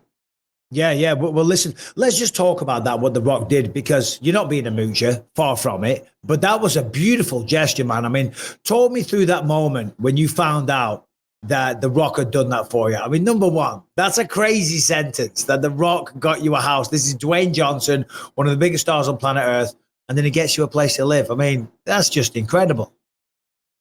Look, bro, honestly, for me, I didn't know about the house here. He lied to me. He said to me, I'm going to make you meet one of my friends who lives here in Miami. He's going to set you up on things when I'm not in town. So I came here and thinking that I'm going to meet his friend. But then it was, I don't know, man, like when you're in front of him, it's The Rock. You're starstruck, I'm seeing The Rock, and my mind is only thinking I'm in front of greatness, And we got here, and I don't know why was I not thinking, because I can't recall it properly, but I think he put the code to get in here. And I was like, I didn't even think about that. And we got in here, then he's calling his friend that's supposed to be his friend. Then I hear there was no answer. Then he says, yeah, nice house. Look at those pictures. Then I saw the picture. Then I'm like, that's me and my family. Then he's like, yeah, I want to bring you here and, look in your eye and say, here's a place for you. And, it was real for me. I even almost double-legged him naturally. Yeah, because, like, just to be in front of him for me, it's a blessing. Just like Bisping, it's unheard of for me to be here where I am. Like I always say to you before thing, right? Like just to be in this country for me, it's unheard of. I'm super grateful to be here. And then to have this type of moments and things happening in my life, I don't know, bro. I believe in God a lot more now because I believe my life, He brought me this far so that I can become an inspirational to many and a testimony that God really does do exist, because it's unheard of, brother. It's unheard of. I've never seen such. Maybe that happens and we never get to see it. But for me, man, I'm very, very grateful. Yeah, well, you got to take some of the credit yourself, Themba, because they say good things happen to good people. And you're a good person, man. You're out there, you're working hard, you're trying to take care of your family. I try not to say I'm a good person, basically. Hey, come on. Say you're good. You are bad in someone's book. I try to say like John Jones once said, we are all bad people trying to be good. Well, and I think maybe John Jones is. Yeah, so like I think, yeah, that's what I think of myself. Like I try to be a better person every single day. Try to do something good. Sometimes it's also for selfish reason, right? When I do these things, sometimes I feel good. And when I feel good, I know myself as a fighter, I'm dangerous. So I do these things and I'm motivated, and it motivates me. Like when I was reading the paper before I walked into the cage on Saturday, I saw the cataract part. I just said, no way this guy is taking this away from the people I'm going to help. That just gives you extra energy. It's kind of like double-edged sword, right? Where it's like double standard, where you are doing it for you and you're doing it for others too. So yeah, I just try to be better every single day. Well, good for you, man. And it is beautiful words, what you're saying. One of the reasons I wanted to speak to you today is because, you know, you are very humble, but you're currently trying to, is it build a well? What are you trying to do back home in Zimbabwe? What did I see? I saw something at the weekend. So yeah, the borehole stuff is finished now. I'm not going to do that stuff anymore because I think I've done enough. I moved on now to a thing where I want to do, there's two things I'm doing. So one of the days when I was running here, I was just thinking randomly. I started saying, I passed my high school, but hey, things were tough. I would go back home and I never get time to study when I get home because it's dark. We leave for school when it's still dark. We come back when it's dark. We never get time to study like other kids when they get home. Why? Because paraffin was expensive, you know, to buy paraffin to study. And it was hard. So I just thought to myself, what can I do also to help other people that probably are right now in the same position in my village, that are in the same situation, and they go back home, they don't have time to study, and they fail or they don't do as well as they should just because they don't have time to go back home and study because the parents can't afford paraffin, you know. And then I just thought to myself, why can't I just build, because I was going to build a gym in the village. I just say random so that the guys can go and train, but it's not very helpful because you're just going to train, take your stress out, and then go back home, but does not really have a bright future on that, you know. Then I thought to myself, hey, if I go and build a library, like it's not really like a library type of thing, it's just a building, put solar panels in it, and now that I put it out, a lot of people have come on board and say, can we put Wi-Fi? I mean, they're like, can we put Wi-Fi so that the kids can study, and some are of volunteering to put computers there, which is now a great thing. But for me, it was just to go build a nice building, put a very, very, very good solar panels on top, which is expensive, but it was something that I just thought about. You just go put that and you hire somebody to live on the building and look after the solar panel because someone can steal it. And the kids can have free access. Everyone, not just everyone, not everyone that wants to go and study at night there, they can go and study at night.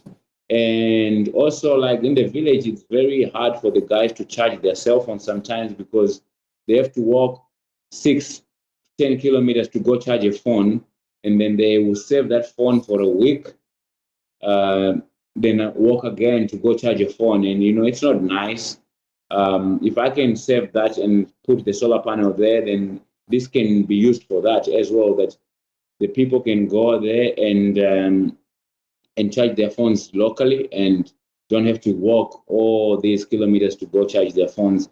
And now that the people are trying, there's someone that want volunteer to put Wi-Fi. Oh, this is a blessing. Now the villagers don't have to buy data to call their family members via WhatsApp and whatsoever. All they have to do is to go stick around at this place and get this help. So like that's just what I try to do with my platform, especially like after I win. Like before the fight, I try to be private with my staff because, you know, I like to talk after the fight, not before.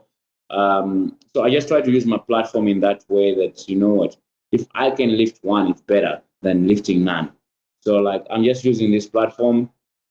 Like what I want is to become the UFC welterweight champion, but that's up to God. Yes, I truly believe I am going to become a UFC welterweight champion, but that's up to him. That's up to God. He knows if I will or not.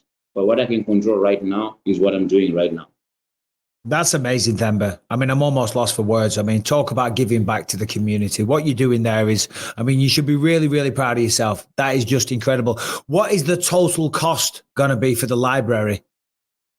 What do you think? So I'm auctioning this stuff, right? And breaking news, I mean, I already said it, but what happened is that I had a sponsor that was waiting for this fight. They're in Switzerland and in Dubai, and they were waiting for this fight to happen so they can send me the contract, and we finalized everything. And, you know, God does wonders, right? I went in there, win the fight, get the knockout and stuff like that. Then now I have a leverage. Yeah, I mean, obviously what you're trying to do there is incredible.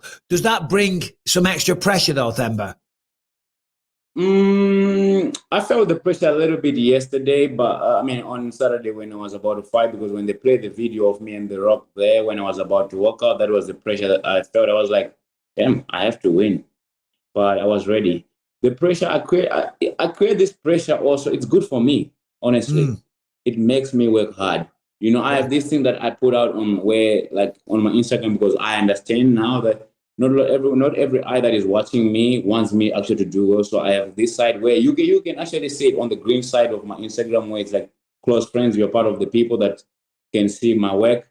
You know how hard I'm working all the time, and I create that pressure also on purpose, because it pushes me to work so hard, because I believe for me to be what I want to be, I have to have some sort of pressure that pushes me in training, because I am supposed to do well. I have to. It's a must. And once I step in the cage, I've got a clear conscience, I've got a clear mind, and I'm just there to do my job. The pressure is good because it pushes me in training. For you to win a fight, you need to push in training. The fighting part, when I step in the cage, I'm now just a guy that is there to win. Talk to me about the reception that you're getting back in Zimbabwe. I mean, how are people finding what you're doing, putting Zimbabwe on the map in terms of mixed martial arts, trying to build libraries? I mean, you are doing great things, brother. I'm doing great things, man, in Zimbabwe, but I'll be honest, I'm a little bit disappointed, because so far I've not been able to walk out with, there on the UFC thing, where you put the flag of your country. They're not the Zimbabwean government. I mean, I don't know if it's the government or the sports ministry or whatever. They've not approved my flag to be put on my kit. So it's a little bit of a hateful thing. I'm a prideful Zimbabwean, and now I'm walking out with another country, that's South Africa, on my sleeve, and I'm not South African. It hurts me, but people in Zimbabwe love me. Yeah, they love me, of course. It's amazing. That's why I don't do it for me to be loved in Zimbabwe, but it's my country. If I don't do one thing, nobody will. So I will always go back home and do something, because you know what? I know what it was like coming up from that place. Yeah. I mean, obviously you're in America now and you're a proud Zimbabwean. What is one thing, or what's the thing you miss the most about Zimbabwe? When you think of home, what do you immediately think of? What puts a smile on your face? Hunting with dogs, hunting rabbits with dogs. Yeah. Oh, so that's one of my missions. I want to buy a farm once I can. I want to buy a farm, and then growing up, I couldn't afford to buy a dog. So I was stealing other people's dogs to go hunting rabbits. So I want to buy like 7 Greyhound dogs, 7 German Shepherds, 7 Belgian Malinois, and live on my farm and build like a sports center on my farm. But I will be doing a lot of hunting once I'm done with this fighting. Yeah. So 21 dogs. Yeah. You know what's funny? We grow up thinking that life is bad, but once you work hard, you want to go back where you belong. That's home. And I miss hunting with dogs. It's fun. Like hunting rabbits. The little rabbits. So it was fun growing up. This is going to sound like a very ignorant comment, but it's a joke.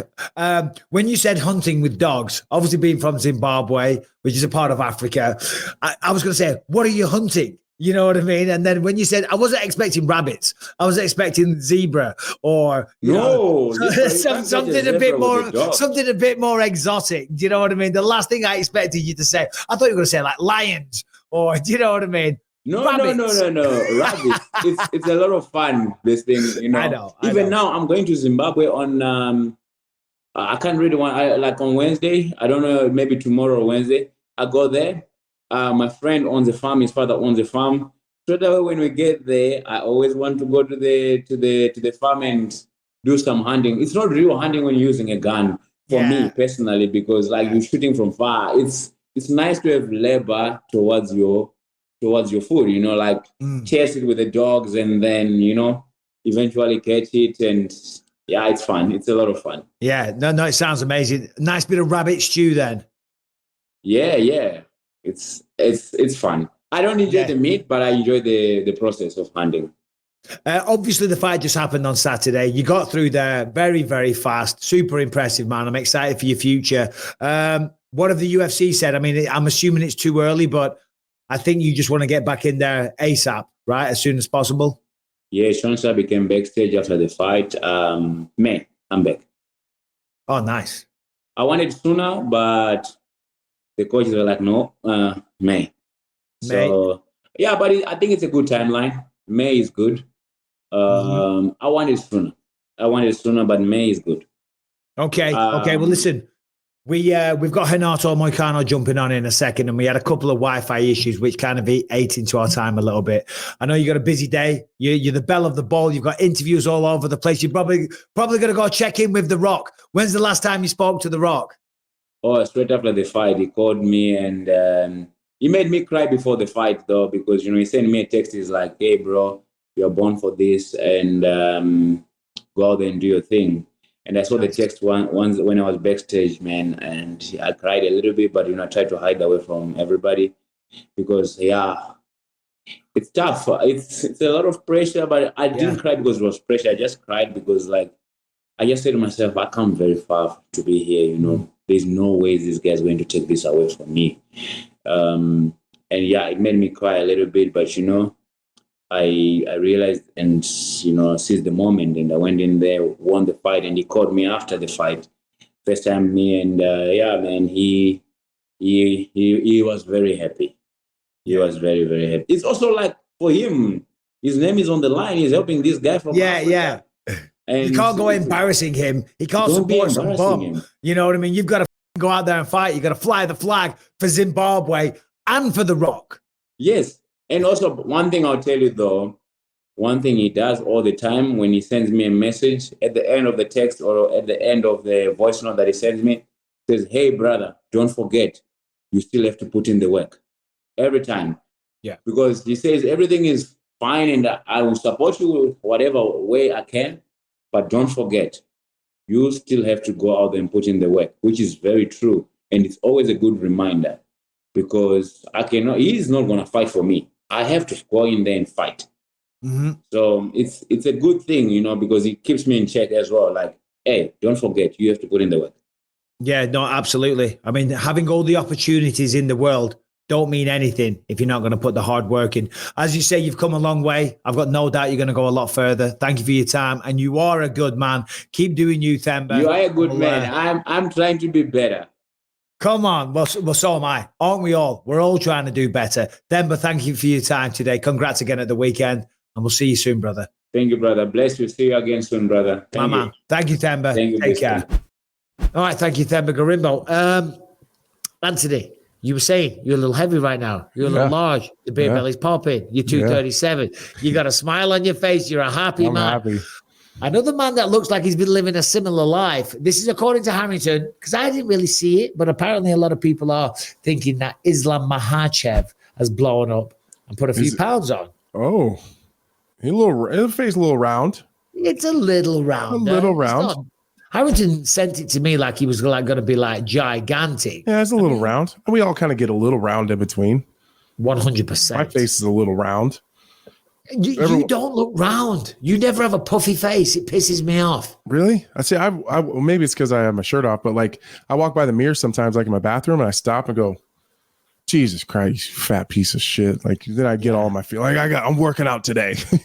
Yeah, no. I take my shirt off and I'm like, oh, starting to look old. Even though I'm working out and I'm getting, I'm in pretty decent shape right now, but I'm like, looking a little old these days. Gotta get not in your 20s anymore, Mike. Come on. Anyway, that's the show. Thank you to Themba. Thank you to Renato Moicano. Thank you to Harrington and Brian. And thank you to you, Anthony. Brought a lot of fun and games today. Yeah, I'll see you on Friday. I'll see you there, buddy. Take care, guys. Thanks for watching.